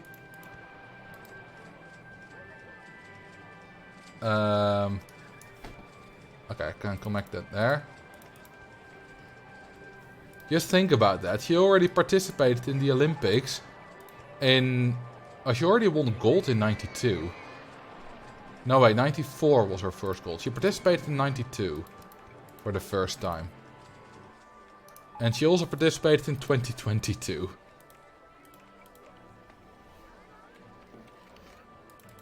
And her last medal on the games was in 2006, I believe, which is already 16 years ago.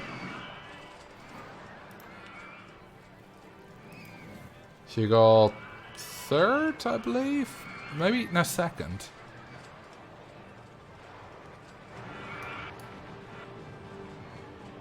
Why not another observation tower? It's built on the other side of the park from the other one. Can we build like... Yeah, we can.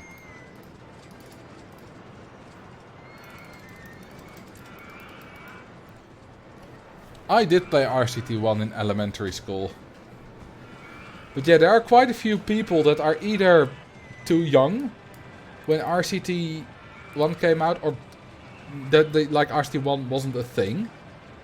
when they grew up, or people that are too old. Like, if you're like 30 or older, well, a little bit older, like 35 or older, then RCT1 came out when you weren't in elementary school anymore. So yeah, good luck playing it in elementary school then. And I'm sure there's quite a few of you who are older than 35. So it's quite literally impossible for you to have played it in elementary school. Oh, no, that's not what I want. I've wondered this before, but I wonder what the oldest person here is. Like, how old is the oldest person? Okay, so if you, let's see. If you're over 40, please type your age in the chat. If you want. If you don't want to, that's fine. 42. Okay, that's the oldest so far. Which isn't that old.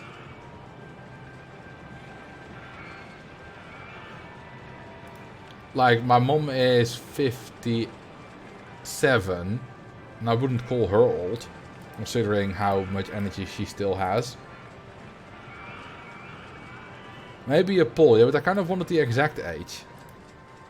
So far, only 2 people who are actually over 40, which is a 42 and a 41, Arcade Fire and Yarsnel. But yeah, age is just a number, you know. If you're 42 and you think you're old, you're much more likely actually gonna be old. And, like, have problems with being old. If you are over 40, like 42, and you think you're still young, you're probably much more likely to go out and, you know, do stuff and be energetic and all that good stuff. So age really is just a number in that case.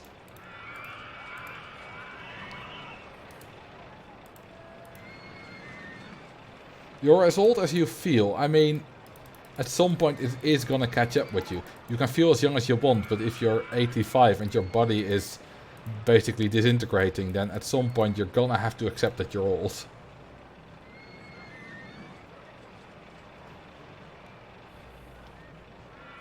I say this with as much affection as written text can convey. You don't know nothing, you whippersnapper. You're 34. At least, you know, that's what you said. Like, we have people much older than you in here.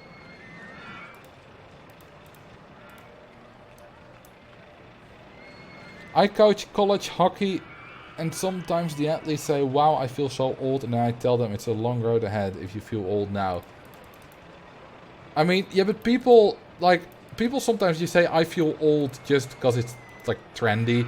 Like, oh, kids these days don't know what this thing is because it's not relevant to their lives. I feel old. And sure, you might feel a little bit old, but it's also a bit exaggerated.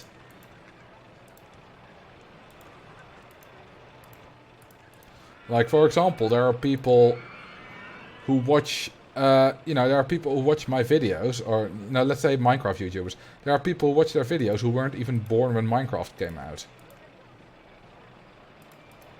And I mean, I don't really feel old when I think about it. It's just like, yeah, that's how time works.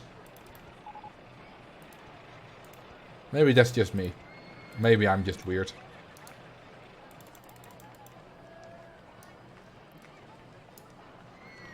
Now you're making us all feel old.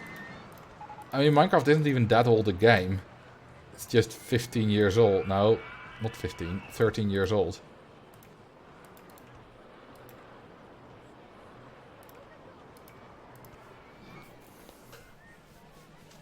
Minecraft has been officially released in 2011, but it's existed since 2009.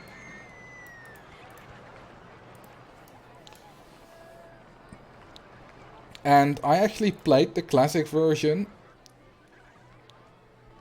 in probably 2010. And then my brother got me into proper Minecraft, which was still in beta, but not that far away from the release, in the summer of 2011. And ever since then, I've played Minecraft.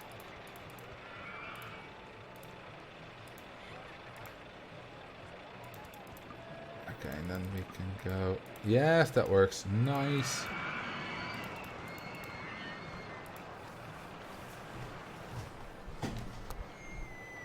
I remember playing Minecraft when it was still in beta, back when ghasts were tiny. I don't remember tiny ghasts, but I do remember the adventure update being introduced. Minecraft Beta 1.8.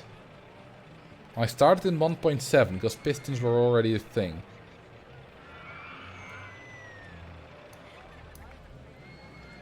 Okay, there is our, what's it called? Side friction coaster. That's a good coaster type.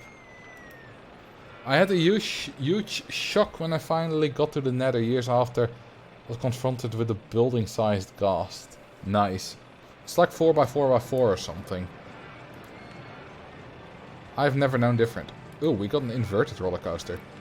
Nice. Also, we're quite rich.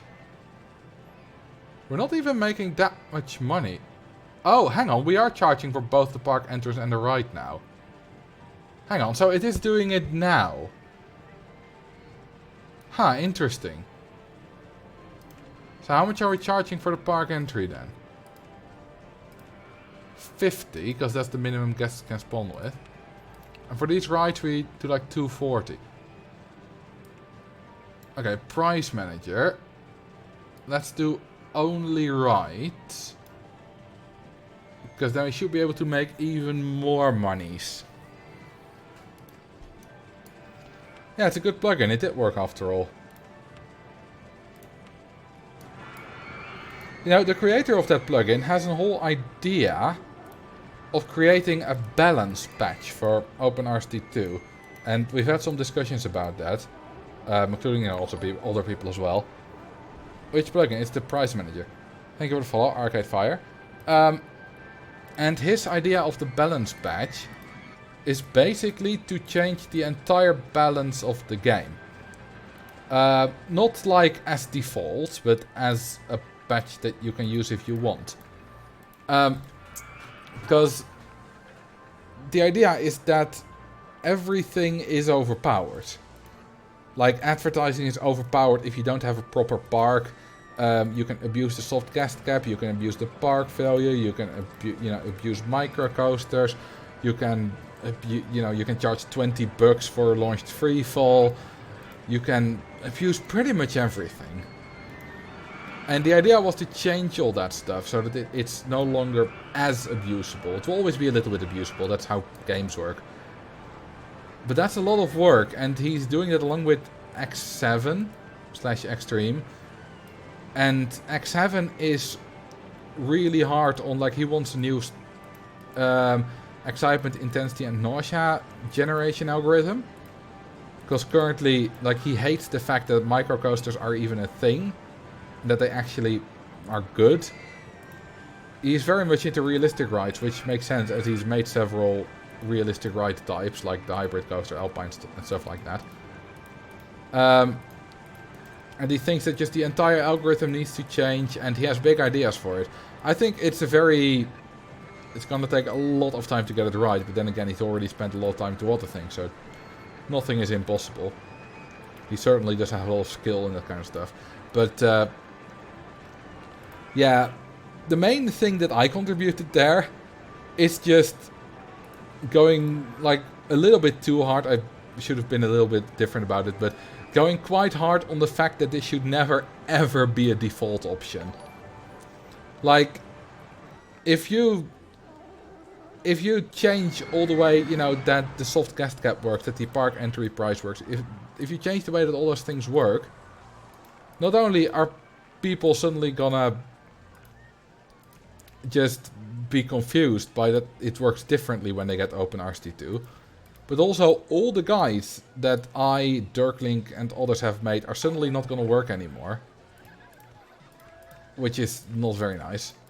And he did understand that, but it wasn't like, it was still a little bit ambiguous to me when in his original post.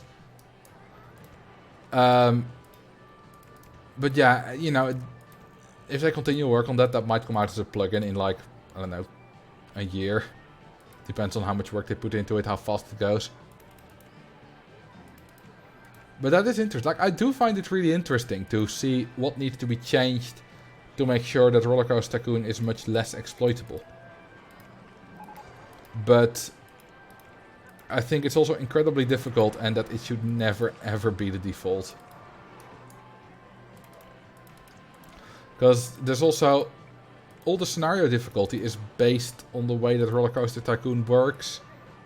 Stuff like that.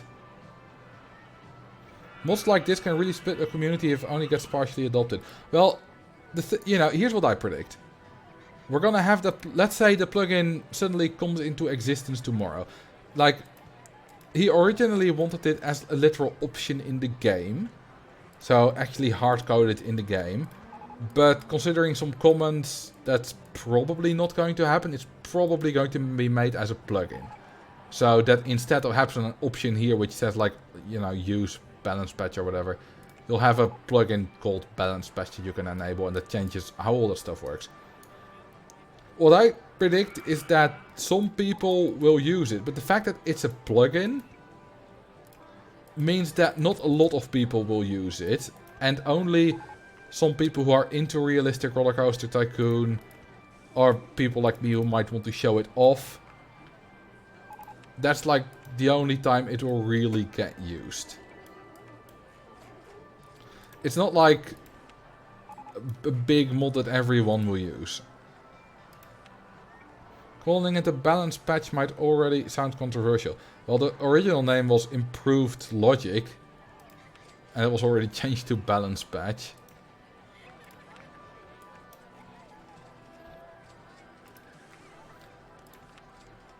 But yeah, I am, as you may know, I am massively in favor of changing those kind of core mechanics as little as possible. And like, if some kind of core mechanic would be changed drastically, I would definitely make a video about it and voice my opinion. But yeah, it's some things that are definitely better if they would be changed, but only if they would always be like that. Like, currently we know how the game works, so you don't think you should change it too much. Best thing would probably be realistic mode. Yeah, something like that.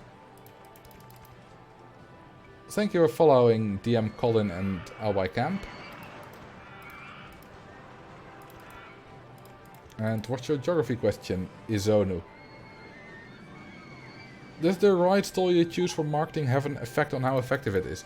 Nope. Not at all. You can watch my video on guest spawning and advertising if you want to know how exactly it works. But nope. Doesn't matter what you select. I mean, it does have on, like,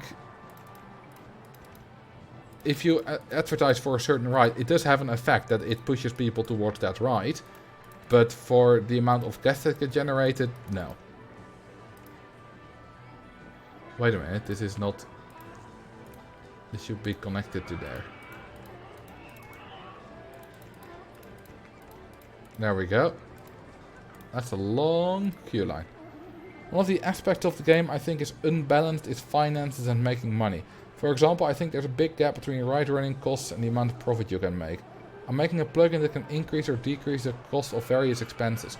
The problem is, if you, for example, increase ride running costs, then that can become a real problem in pay-per parks if you have a bigger park. For example, if you need Amity Airfield of 3,000 guests.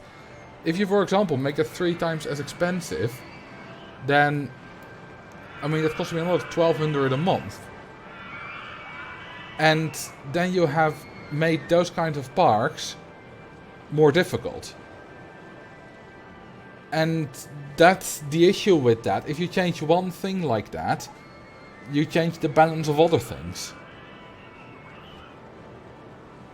Balancing is very difficult. Where is Laguna Beach? I've never heard of it, so I don't know. The only exploit that really bothers me is spamming ultra efficient coasters like the boosted corkscrew. Don't need to be patched out, I never use it. Yeah, the thing is, if you remove the corkscrew, if you remove microcoasters or use launched free falls, actually the thing is, the micro corkscrew is, yes, it's overpowered. It's not that overpowered. Like, you can still use lots of other rides. Like, I could use launched freefall like that. I could use pirate ships. I could use a lot of things. And scenarios are still easy. The similar things still work. And like, for making money, it's not even the best. Like, I didn't use microcoasters. Like, my main income for my Crazy Castle, where I needed to make lots and lots of money, my Crazy Castle excavation challenge, was a wooden coaster, a medium-sized wooden coaster. It wasn't a microcoaster. So the microcoaster is very good in certain situations, but for, like, if you just need a lot of soft gas gap, I don't know, you just build a lot of merry-go-rounds or mazes or whatever. That works the same. If you need to make a lot of money, build some actual bigger coasters. They make more money because they have higher throughput. Yeah, but like, microcoasters attract guests, but you can use flat rides to attract guests as well.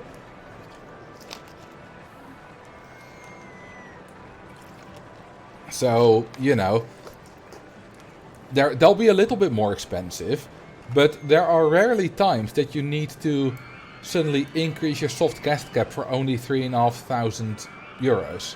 But if you increase by 1,000 for only 3.5k. Like, if increasing it by 1,000 costs 5k or 6k, that's still incredibly cheap. Speaking of the corkscrew, we just unlocked it. I feel like the micro corkscrew is just the most OP flat ride. I mean, yes, it is OP, but the only reason technically the micro corkscrew is the best ride. But as I said, it's only marginally better than a lot of other rides. Like, yeah, there are some niche situations where you need the micro corkscrew, but that would be like super restrictive and tight challenges. Ground guest 731. Alright. Any reason for that number, or is it just a random number?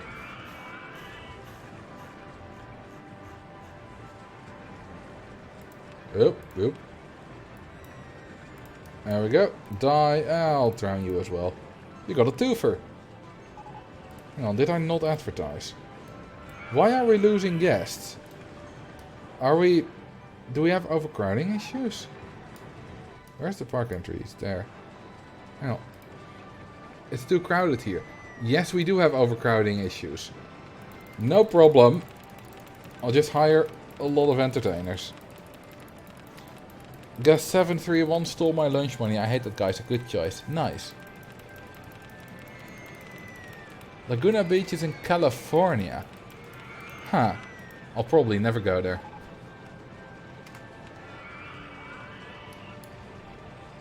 Okay, these entertainers should fire all my stuff. Well, that was predictable. Alright, let's fire up the auto clicker. There we go. Well, we're gonna lose some more guests. Ooh, we only have 5 mechanics for this park. Whoops.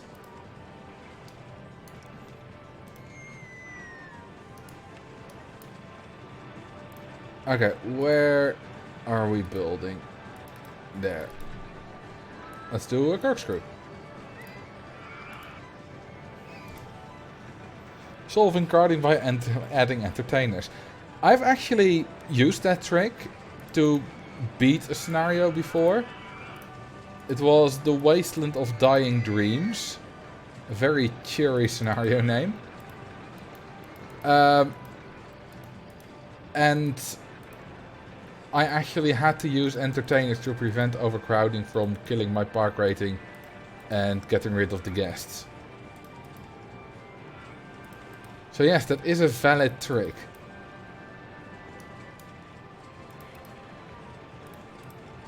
I had like 3,300 guests.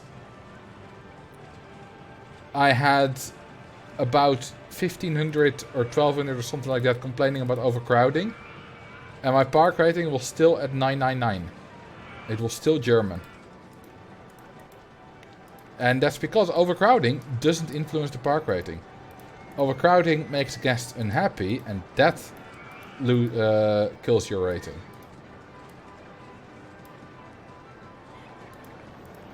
If you made a video of it, I saw it. I have shown it off in live streams, but I have not made a video about it.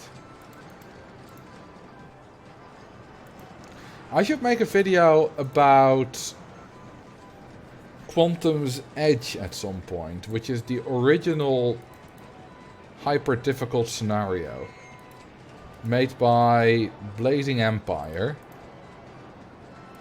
and it's properly mental, and it's really good. In fact, it shows up in the final shot of Thursday's video. Through the loop. Can I do that? I feel like... Oh, I need to go down for that a bit still. That's fine. Oh, I'm actually next to the loop. Oh well, we'll loop around here then.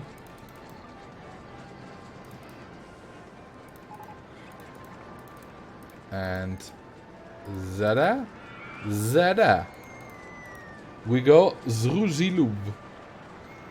Learning about the soft guest cap has greatly improved my RCT play, but I do wish it was more sophisticated. A mega exciting giga attracting the same as little corkscrew is such a drag and makes me less inclined to build big rides. Yeah, there is no reason to ever build a big ride. And, like, there are still reasons to build fairly big rides, because they can make a lot of money and stuff. But there's no reason to actually, like, build a $30,000 Giga Coaster. At least not for making money and getting guests. But that's just basically diminishing returns. But yeah, it is a bit weird that, like, adding 3 merry-go-rounds adds more guests than 1 Giga Coaster.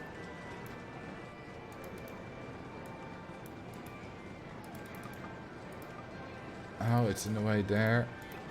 Hang on, which height are we at? We're at 9. Oh, hang on, can we... Corkscrew coaster. Oh. What's in the way here? Once again, the corkscrew. Everything. I hate everything. I hate everything right now. In real life, a huge coaster would be a huge draw to your park. Yeah, stuff like that was probably just very difficult to code back in the day. And, well, not necessarily difficult to code, but difficult to make run efficiently. Oh, we're not in the... Okay, I need to go down and there. Oh. Damn it. Oh well, we can still sort of interlock the corkscrews. Yes! That's still nice. It still works. That's what I wanted. My life is complete. Isn't that lovely? What time is it in your part of the world? 11 past 22. Photo section. And some braques. And we are finished. Alright, let's follow the train. This was a bit annoying to build. Let's see how it goes. Ultra steep chain lift. And down we go. And down we go some more. Looping we go. Up we go. Down we go. turn we go. Down, up, down, turn, down, turn, down, turn, up, right, up, corkscrew, up, turn, turn, photo break. I'm an excellent narrator. There was nothing that could have done better than that.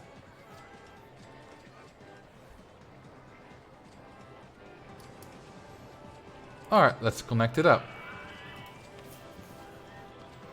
Is that a rap song? I'm 100% sure that someone, like, you have those beat makers, right? That, for example, for Hermitcraft you have that like, when Hermits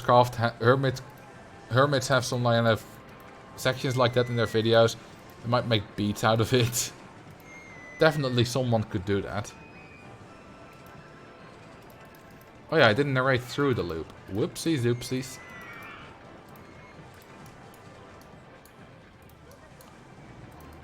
And down, down, down, down, down, down. That was a rather simple exit path after all. It's a hell of a climb to this coaster.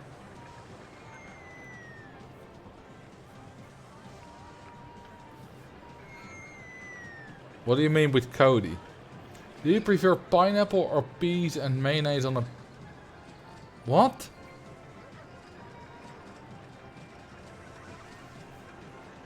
Hang on, what?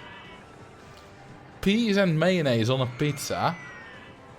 Like, pineapple is fine. Like, a pizza with just pineapple is a bit boring. But, like, I like an Hawaiian pizza. I've never had either peas or mayonnaise on a pizza. Like, no. I can see it working. I can't. Maybe you can, but I can't. No one wants to go on the Ferris wheel anymore. Well, there are plenty of people on it. So, it seems to be still somewhat popular. Swedish people put some really crazy stuff on their pizza. I mean, every country has weird combinations, right? I've never heard of peas and mayonnaise as a combo. Yeah, I don't really like the pea in my mayonnaise. I think it's a bit too salty, but apparently Swedish people like that. Do some benches in the bins. Where else is new path? Do we have any? A little bit here. Africana, perhaps the most infamous of Swedish pizzas. What's often called the Africana includes bananas, curry powder, peanuts and chicken or ham. That sounds very weird. Like, peanuts on a pizza, like, that's a hard thing that you need to chew through. That doesn't sound very nice on a pizza. But okay.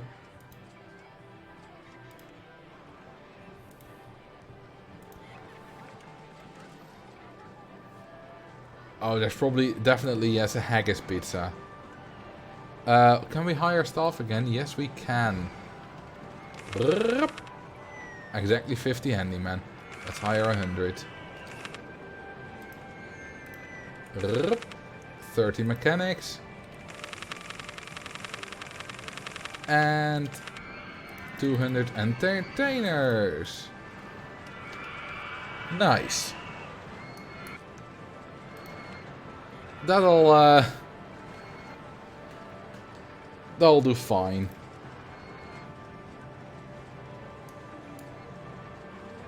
That'll improve our park rating quite a bit, actually. This is guest in park. This is the park rating. It's gone up to 999 again already.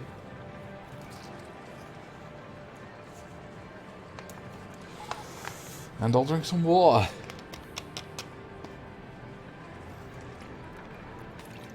Wait a minute, did I never open that? Is there a swinging ship that's still testing? No, hang on, it's broken down, but it's going. Safety cutout. Why is it? Does it just keep going forever? Will this never stop if it doesn't get fixed? I presume this is the mechanic that's heading for it. No, it's not actually. Oh no, it's stopping. Huh. Would have been fun if it would keep going forever. Okay, I see vandalism. Let's fix that. Oh yeah. Might be some more. Oh yes, there is. Not safe. I don't care if things aren't safe. I really don't care. As long as they make me money. I don't care who lives and who dies, as long as I am rich. Any more bins? No, everything seems to be fine. Oh, no. We have some stuff right here. Oh, and more stuff here. Yes.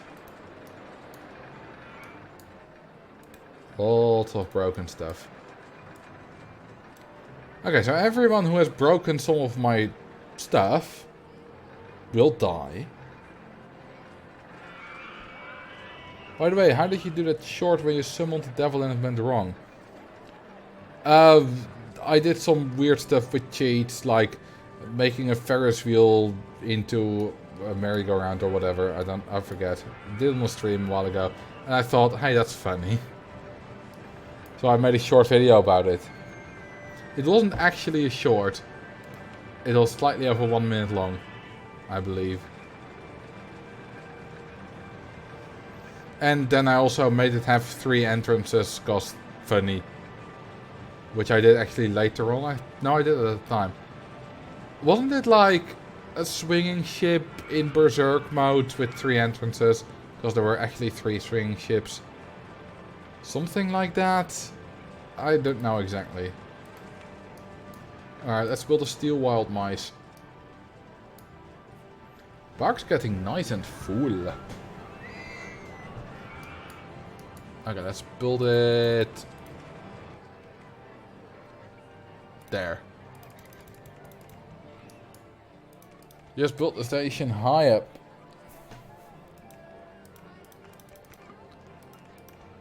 Oh, nope. Alright, let's just go 1, 2, 3, 4 down. That's gonna be a painful ride.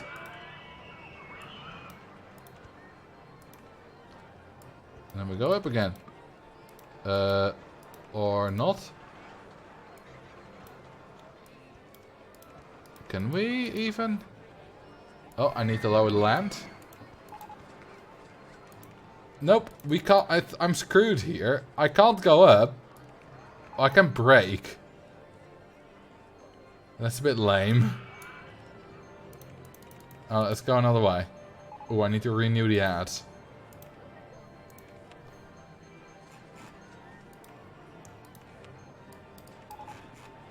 I wish there was a plugin that automatically did this, but still had me pay for it. That would be nice. But there's a cheat for this, which gives unlimited park ads, but that way you don't pay for it. And I do still want to pay for it. Okay, this is better.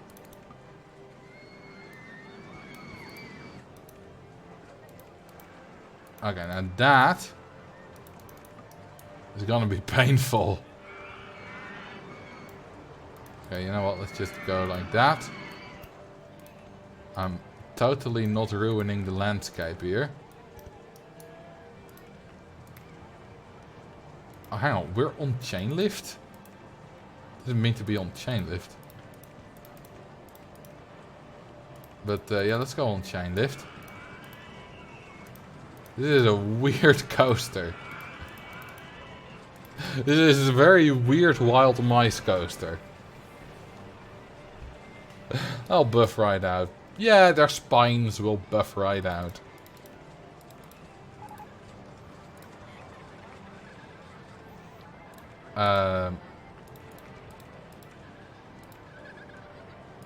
And then like that. No. Perfect. I see nothing wrong with this at all. This is a perfectly safe ride. Am I right, fellas?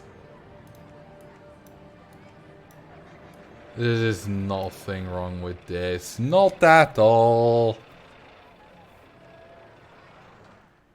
It's going 93 there. Oh, that's gotta be painful. Those little hills. That's like not fun at all. Like, take a look at this. Take a look at those vertical G-forces. That's insane. That's properly insane. How do you zoom in? Change to OpenGL's rendering engine. You get 2 extra zoom levels on the inside. It's in the options. First tab. Rendering engine. Looks like an electrical diagram. It kind of does, doesn't it?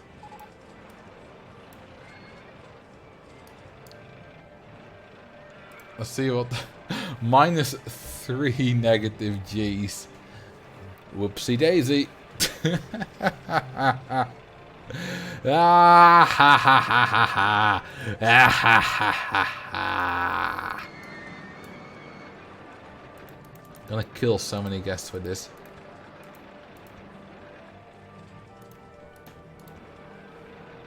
I love it. Only 9.35 intensity. That's surprisingly good. Huh. G-forces look like an irregular heartbeat. Quite irregular. There's one massive... There's like one massive heartbeat and then... nothing before. Then like one small one after and then... you flatline. That's not good. That's not good at all. I think you should see a doctor if your heart beats like that.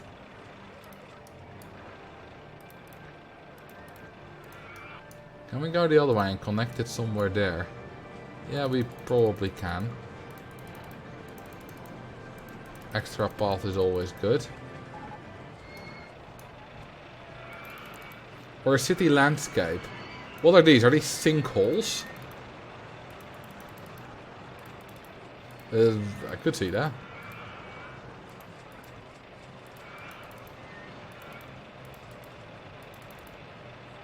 Alrighty. 2220. We charge a lot for this. The intensity does help. These mouse cars look so rickety and precarious. You know which look even more precarious? These ones on the wooden track. Like, they're even banking outwards in the turns. That doesn't look safe at all. Not at all. But hey, it never crashes in the turns. Is that open? Yes, this is open. Okay, let's open it. And let's see how many people get spinal injuries.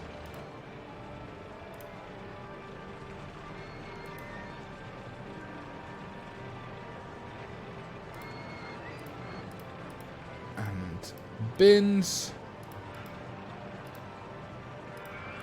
Are we still making money even though we're paying like loads for staff? We're paying 18,000 a month in staff. Which means we don't make money. Well, we would have made money last month if we didn't advertise. We would have made 75.5 bucks. We're also still researching. Dang. So we're done with roller coasters and thrill rides. Let's build a rotodrop. Where's Max Arceus? In Switzerland. On holiday. He's going up the Matterhorn tomorrow.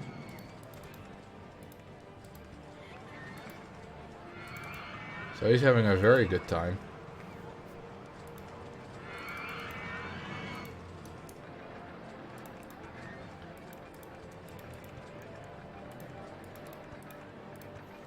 My channel points are bugged. I'm not getting any even though I've refreshed 3 times now.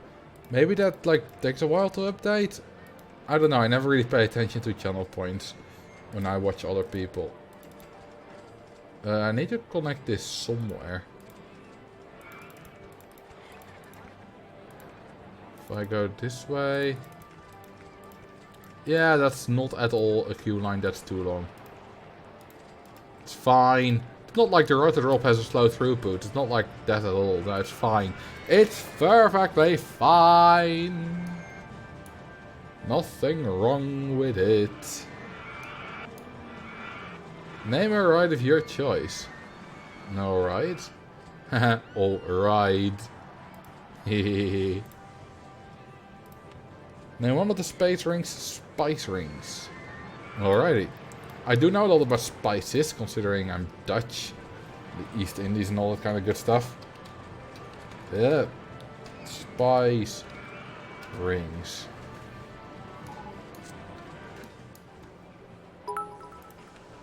Oh, thank you for the 10 bits. Magnum da Volf. We could improve it if we had a full French Revolution on the rotor drop. Oh, beheaded. Nice. That was a good joke. Okay, that's not gonna work. Yeah, we could improve the throughput, but I like a full rotor drop more. I'll use the beheaded rotor drop when I need it. But you may have noticed that I don't tend to use micro corkscrews and beheaded rotor drops and death mazes a lot in my live streams. Because I don't need them. Sure, I'll use them whenever I need to optimize for a challenge or to beat a scenario or whatever. But for stuff like this, I don't need it, so I use it. There's an Ethiopian market near me and I bought a big jar of berbere. I've never heard of berbere. What's a funny Dutch to English translation? I mean, if you take like literal translation of idioms. I mean, we have stuff like, now the monkey comes out of the sleeve. And it's somewhat similar to an English one.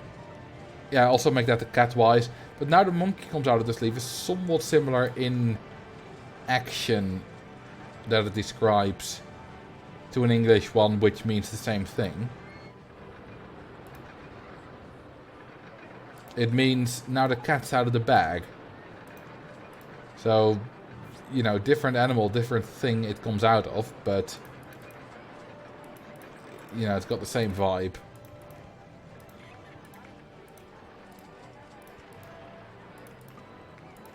What else do we have? Now breaks my wooden shoe. Or clog. Have you ever thought of reviewing people's parks? I asked Cody on one of the YouTube streams. He said you'd be better at that. I think Cody would be better at that. I would be way too serious on reviewing it. Like, the problem with me reviewing, like, let's say you send in this park, and I will review it. It's like, okay, yeah, you got some decent custom coasters, or good custom coasters. Like, yeah, sure, they're not hyper efficient, but that's not what you were going for. Like, yeah, you've got a successful park. Like, alright, decent pathing. Could have been better if you planned it out. But, you know, that's the job. Cody, in terms of that, I think Cody is much funnier than I am. Of course, he's also done it before, like similar kind of videos. But, yeah, I don't know. I'm probably not gonna do something like that. The problem is, if I'm actually going to judge your parks in terms of hyper efficiency, what I will get is I'll just get sent a bunch of parks that are just rows of corkscrews or rows of mazes or something like that. And that's boring. I love this color scheme. Well, thank you. I thought the Bordeaux red was a bit ugly. Especially around, you know, the red looping coaster, the red minisus, the red Ops Tower. So there's a lot of red there. Yeah, Dirklink does it 24/7. Dirklink is also good at it. But Dirklink is different, you know. Because what Dirklink does is... he doesn't review like normal casual parks or optimized parks. Dirklink reviews like scenic builds, which is very different. I don't do that. That's not really a thing I would do. Like I will review a new element park every now and then. I've done that twice and I will most likely do it again in the future. But that's about it. Like I'm not really a reviewer anyway.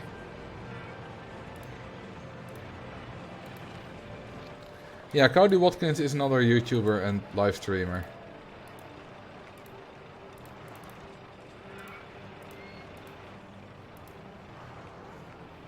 Run a competition for the most interesting use of RCT mechanics. I tried to host a competition once. And then I never made any kind of results from it. I got a couple of... about 30 people that sent in stuff. The problem is, I was much smaller back then. And I still feel bad about not making that video. But at the time, you know, I also wasn't making videos at that time at all. So, you know, it was years ago. It was like 2019 or something. The thing is, if I host a competition now, I think I'm gonna get like 100 admissions.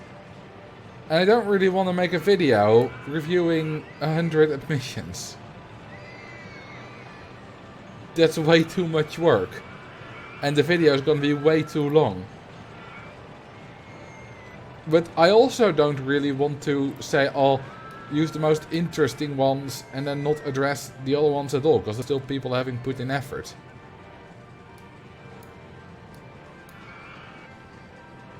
So... yeah, that's a bit of a problem. Yeah, it's a lot of work for a one-person channel. And that's fine, because I just don't do it. And there's no problem with that.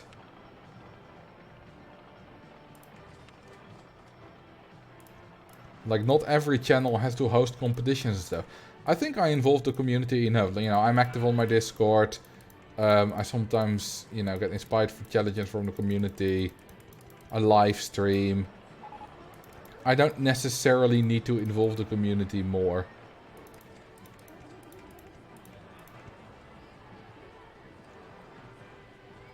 Just hold a competition with the conditions that the submissions can't have effort.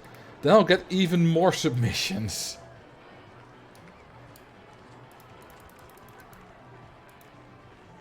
So that's probably not a great idea either.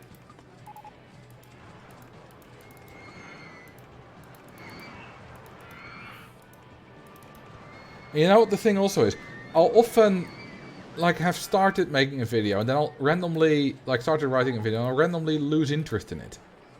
And I'll put it on the shelf and I'll, you know, continue working on it sometime later. Like both last week's video and the coming video were ideas that I started writing back in 2021. But then I lost interest for some reason, for one reason or another. Same goes for the guest spawning algorithm video and the park entry video. There are like a lot of old videos that I've finally completed, a lot of old ideas. But then I'll just shelve them for a while and I'll do them later. It's just fine. But I can't really do that if I do a competition. I need to make the results video. So, you know, that's kind of what happened. And I don't want that to happen again, that I just don't make it.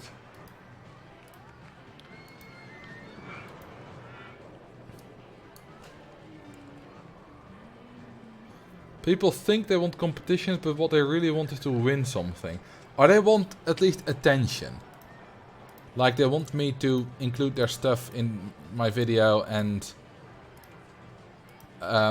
hear me talk about it. Not necessarily win. Not that. That's a bit of a bleak. That's a bit of a bleak view. There. Like people will also like to see what other people have made. That's not like it's not that you just want attention. But yeah, it's a lot of work for the person who's hosting. And it's fine. Like for example, it's fine if you're a small server, like with RCT and friends, and we had at max 16 entries for the multiplayer squares, for example, and the only thing people had to do was, like, we had a community vote on it. Then all we had to do is, like, make the polls and, like, publish the voting when it was done and all that kind of stuff. That's not that much work. But if I have to make a video about 30 entries and I have to say, like, 30 seconds of script for everyone. That's not very long at all. That's already 15 minutes. Make it 50 entries in 1 minute per entry. That's almost an hour. Bring some water. That will be the last of my water.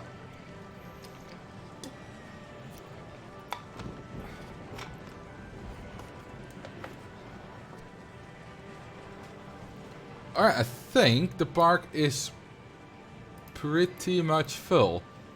We're almost back to 3,000. It's quite a roller coaster, the graph of the guests in the park.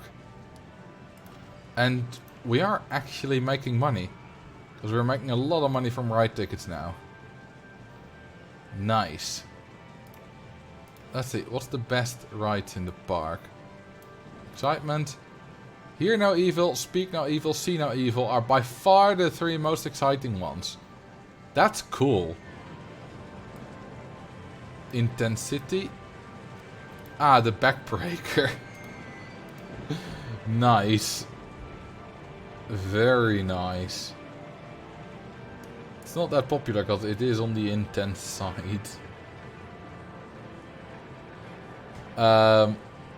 And Rotor Drop 1, Launch 3 Fall, Wooden Coaster, that all makes sense. Nausea. Rotor Drop 1, yeah, they always have the same intensity and nausea ratings, so that also makes sense. It's like by almost 3 points the most. Then we have Spice Rings and Space Rings 2.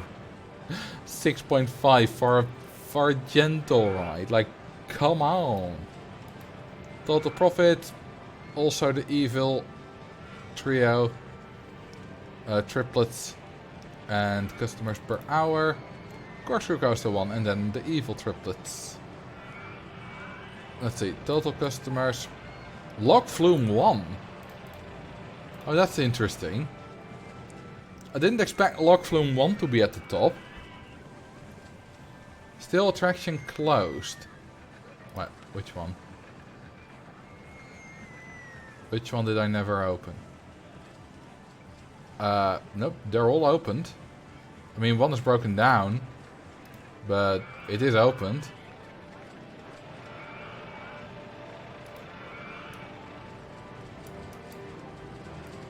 Let's see. A lot of the other graphs aren't that interesting. You got popularity, however that works. I should make a video about that at some point. You know, I really like to know how they work. For example, guest generation. I already roughly knew how they work, like, you know, get penalized when you do this, when you do that. But digging into it, and like, for example, how the park entry price is calculated, the maximum. Stuff like that is really interesting. And it makes me understand the game so much better. And there are still quite a few things that I don't understand yet. For example, popularity and satisfaction. But there is also pathfinding as a general thing. So there's a lot to learn still. Giga Coaster. I don't have a Giga Coaster. So I can't do that. Unfortunately. What do you mean with no green signal upper cornering of menu? Oh, you mean this? I think it's just because one's broken down maybe. Thought cheats were on today. Now I need to give myself a cash machine. Because otherwise we wouldn't have as many guests. If I press on this... Oh wait, entrance not yet built. Oh, it's that maze. It's the maze that doesn't really exist. Which I built earlier in the stream. It's that. What coasters do I have? Well, these. I would prefer it if you picked a coaster I haven't built, but I have built most coasters. The only ones I haven't built is a reverser coaster and a reverse freefall coaster. You're free to pick whatever. Damn, that means I have a lot of coasters in this park. That's nice.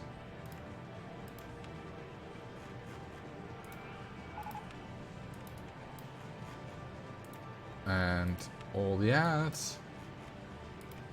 The ones for the entrance are quite useless, but they still do a little bit. So, you know. It's all fine. Reverser coaster is fine, but can you make it long? I sure can. Oh wait, reverser. This is reverse freefall. I need the other one. Haha, both the ones with reverse I didn't have yet. Alright, let's make the station on top of the Gok Arch.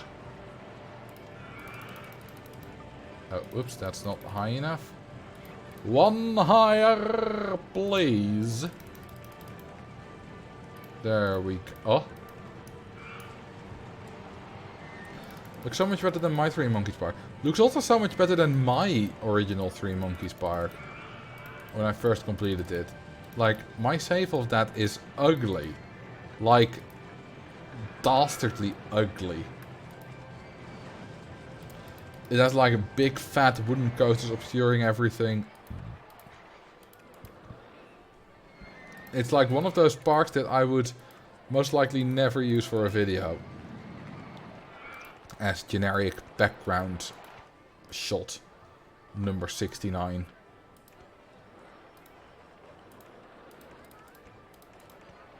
And how about a reverser? Nope, wooden coaster in the way. How about... now let's see, let's go up a bit. Reverse it there. Shit, dude, you're getting better at streams. Well, thank you. And... is it time for a chain lift again? We come from 19.5. The problem with this is that we're not going to make it. Let's go up a little bit. Also see if it doesn't crash. You see, putting in extra chain lifts halfway on these kinds of coasters that can crash for flying off the tracks and stuff. It's a very good idea. And you know why? Because you reset the speed here. Whatever, how fast you go, you know, if you have a heavier train it goes faster because guests and whatever. That will all be cancelled out here, so the speed difference between the test and a heavy load will not have that much time to continue to add up. Wooden coaster in the way. Darn it. Let's go down one earlier. Then, oh, that's just a 360-degree turn. Ah, there we go. Now I can see it. Actually, let's not do that.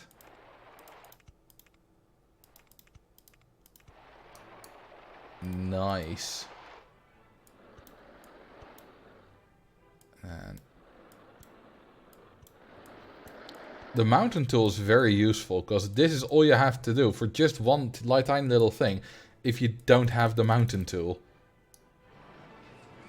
Imagine how this if you're building a lot more very large mountains, like all these hills without the mountain tool.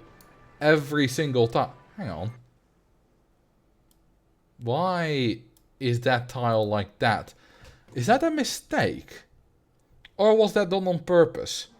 It could be either. Because there are little things like that sometimes.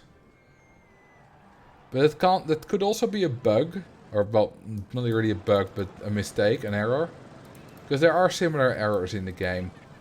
Like Katie's Dream World has an unpurchasable tile of land. And I'm pretty sure there are more. So, yeah, that does happen.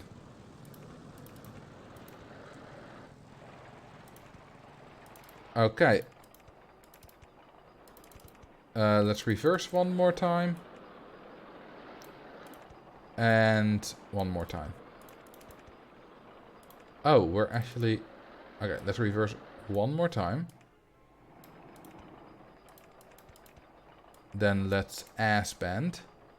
I've bended thy ass. And let's test it. Increase the lift of the chain. And let's go. And down we go. And down we go some more. That's just about fine. It looks dangerous.